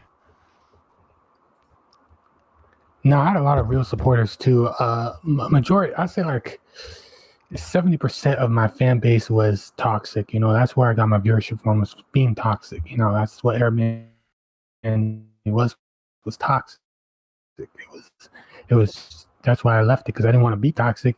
And if I didn't, and then also I fucked it up too, because I went off on my viewers. I told my viewers to kill themselves, all this other stuff. I fucked up too. Which I want to say sorry again to IP2, because I know they're watching.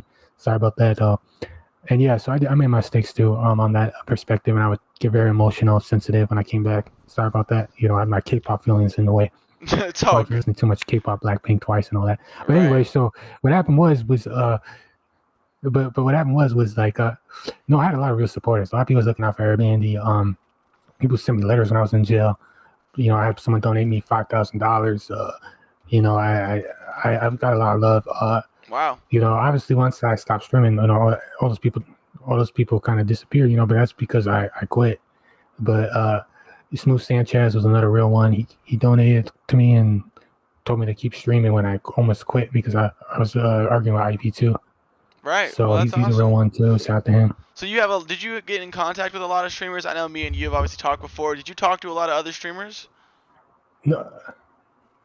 Streamers came in contact with me actually. When I came back, Stop Speeding, Smooth Sanchez, mainly Smooth Sanchez. Before I went to jail, we talked a lot. We even got on calls, which is pretty crazy because now he's like kind of famous. But when he used to call me when he had like 1K subs, and we talked a couple times. Prince Aladdin, you know, obviously, you know, we're homies in person. You know, forget the live streaming. He's a fucking funny guy. But yeah, you know, yeah, you know, most people came in contact with me. I didn't think I reached out to anybody but like Casey and then you. Besides that, I don't think I've reached out to many streamers. All right, man. Well, look, that's about all the questions I got for you. Airbandy, I just want to say thank you so much for coming on. Please just talk to the chat, you know, say anything you want to get off your chest to the chat. I'm going to go ahead and link your channel here so we can get some people subbing though, but please just talk to the chat, tell them anything you want to get off your chest or say. Yo, so shout out to everybody. Shout out to IP2. Shout out to all the, you know, the live streaming, man. Keep it up. You know, I'm glad you guys came through for the live. I'm glad you guys liked it. So one time I did something right. IP2, one time I did something right. So now you guys can't hate me, at least for You're back on the right track, man. You're back on the right track. Again. I think you're doing a great job, just keeping it neutral, keeping it cool. I think this is the best way for you to get back introduced into the community, man. And I really truly do appreciate you coming through. Let's get some 2 TDs in the chat for Airbandy. My friend, thank you so much, Jamal. You're a fucking awesome guy. And I Shout think out to TD. 2 TDs, man. And honestly, I think that there's going to be some great things coming for you. You just do what you want to do, though. Don't let those fucking toxic people influence you at all. But, yo, guys, I'm going to post Jamal's link in the chat. Please subscribe to him. This is his channel right here. I'm sure we're going to be seeing a lot more streams coming from Jamal. What's your next stream planned? Oh man, it's planned for maybe even tomorrow, man. Since this was such a success, if we reach get a couple hundred subs or 200 subs, I might do a little IRL or desktop. I'm gonna do OBS, but maybe IRL, whatever people want. All right, man. Well, that's awesome. Well, I haven't think of anything yet. I'm gonna be honest with you, but I have a stream there. Yeah. So I have a stream they can watch. So for sure. It's already stream on the channel. We'll tap in with Arab Andy, man. I want to see big things for you. I'm glad you're doing the right thing, man. And look, this has been the second interview for the Alchi fucking IP2 interviews. How do you think the interview went, Jamal? Oh, I think it went really good. And I thank you for RV Andy for putting me on, man. I gotta get a lot of things out the water. I'm gonna do a lot of good shit, man. We're really gonna come back, man. A lot of chat saying I won't do IRL. I am gonna do IRL. I'm just building up to I'm building up to getting to the hype IRL. Right now we're just building up, man. So take it easy on me, man. Oleg, bro. $3, sorry. I've done IRL in 4 Who's years. this guy? Oh, don't worry, First IRL's time coming. seeing him. Thank you, Oleg, with the $3. I appreciate that. Oleg, this is my friend Arab Andy. You have to search about him. He's a very famous live streamer. He was around before me. Guys, please subscribe to Arab Andy's channel. Oleg, thank you for the 3. But yo, listen, man. Keep doing you. Keep being positive. Keep drinking those twisted teas and just don't fucking stop, bro. Everybody, please go support Arab Andy. Yo, we're gonna get some more people on this show, but yo, I'm glad that you were the second one, man. And yeah, you're more than welcome. Let's do a stream in person sometime, bro. We should link up and stream. Oh hell yeah, bro! I'll be down for that. If I'm ever in LA or you ever come to Seattle, we can definitely do it. Yeah, message man. me beforehand. Absolutely. Not when you're here. Right. So we can kind of plan it. Absolutely, bro. I'll keep in contact with you. I got your Instagram, so we'll definitely keep in contact, brother. But thank you so much, man. Fucking sign off. 2 TDs in the chat. Thank you so much for coming, brother. I appreciate you, man. Bro. Shout out to you, bro. Yes, sir. Have a good one. All right. Let's do this real quick. What up, chat? Yo, I thought that was a fucking great interview, man. We got fucking Arab Andy, aka Jamal, in here. People haven't really heard from him in a long time, so I thought that was a great interview just to have him come on, share his story, talk about his situation that happened. What'd you guys think, though, chat? How'd you guys feel about it? I thought it went really good. I thought he really shared some stuff that people didn't know. I definitely didn't know a lot of stuff about that. The Casey thing was kind of interesting. I think that him and Casey could get along. It's just going to have to take some time. But I didn't really know that Casey ever put his nose up, Arab Andy. I've never heard that before. But, I'm actually going to give Casey a call right now just to see if he's let's see if he's busy. Let's see what he's doing.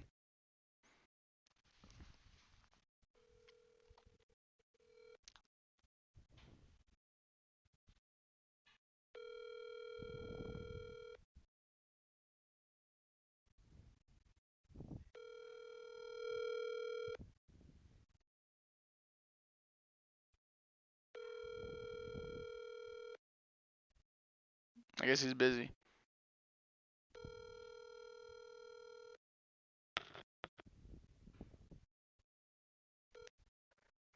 Well, I guess he's busy. But listen, we'll talk to Casey later. I'm going to get him on an interview. I've already spoke to him about it, so we're definitely going to get him on an interview.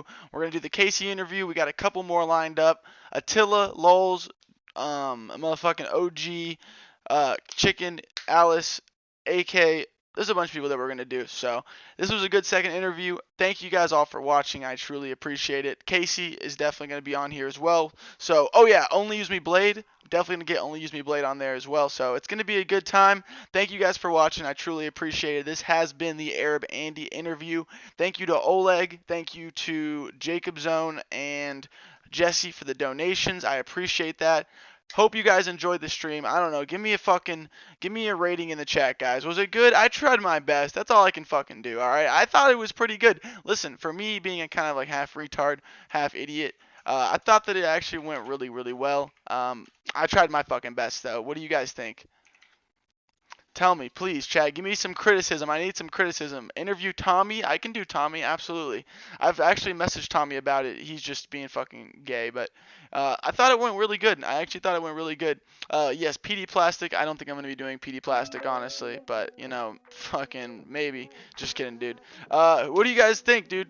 Give me some chat. Give me some fucking people to interview.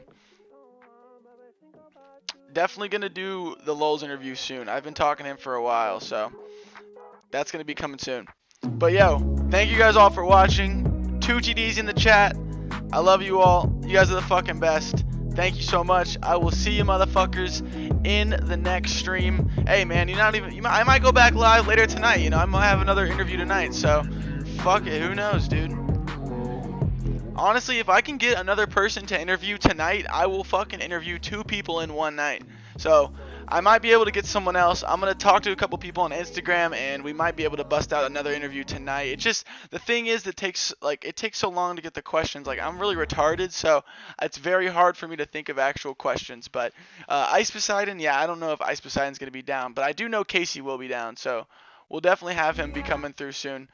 But yeah, thank you guys all for watching. I appreciate it. It's been a great time. Interview PPP. Oh, Alice, I am not interviewing PPP, dude. That dude's a fat pig, in my opinion. But you know what? I mean, I don't think he'd even come anyways, because he's just a fat fucking pig. I'm not fucking interested in anybody on that fucking show. On just Kino Casino is just not me, dude. That's not what I'm trying to do. I did want to run this across you guys though. What do you guys think about doing a IP2 news? Do you guys think I should host an IP2 news type thing? I don't know if that's a good idea. I thought it might be interesting. You know, we had IRL news, we had CX news, but no one else has done any type of news. So, I don't know, dude. I could do a IP2 news type of thing. It could be interesting. I don't really know. But I do have Ali Jamal. I'm going to be linking up with him, and I'm also going to be linking up with Airport Builder 1. So I'm going to be linking up with them in real life. I think that'll be pretty interesting. So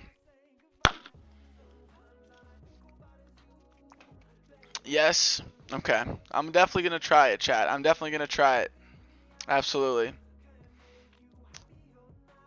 What news? I think there is news to talk about, man. I actually think that we could talk about a different like I can bring fucking I could just bring shit out of nowhere, dude. Like I could actually do a pretty good IP2 news, honestly.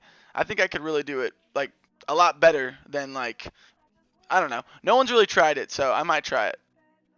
I know there's not a lot going on, but we'll see what's going on. But yo, thank you guys for watching. Either another interview or something else later tonight. Thank you all for watching. I love you. I appreciate you. Fucking 07's in the chat. We're going to get fucking reading out some names real quick, and then I'm out this bitch. But yeah, thank you all so much. I appreciate it. Thank you for the donations. Powerchat.live/Alchi. You know what time it is. And yeah, we're going to fucking dip out of here. Love you guys. Oh yeah, Stop Speeding. I will get Stop Speeding on here sometime soon. Stop Speeding will be coming on here. So, thank you guys. I appreciate you. I love you. I will see you motherfuckers in the next one.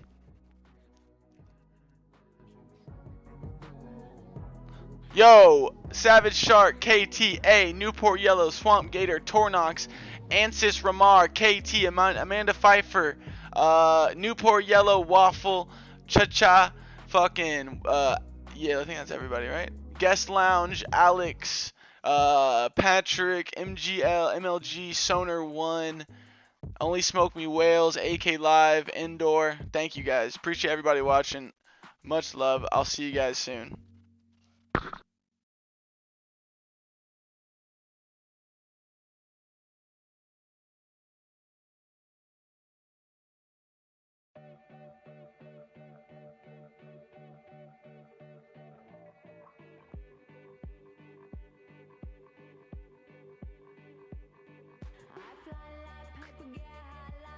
If you catch me at the border, I got visas in my name. If you come around here, I'm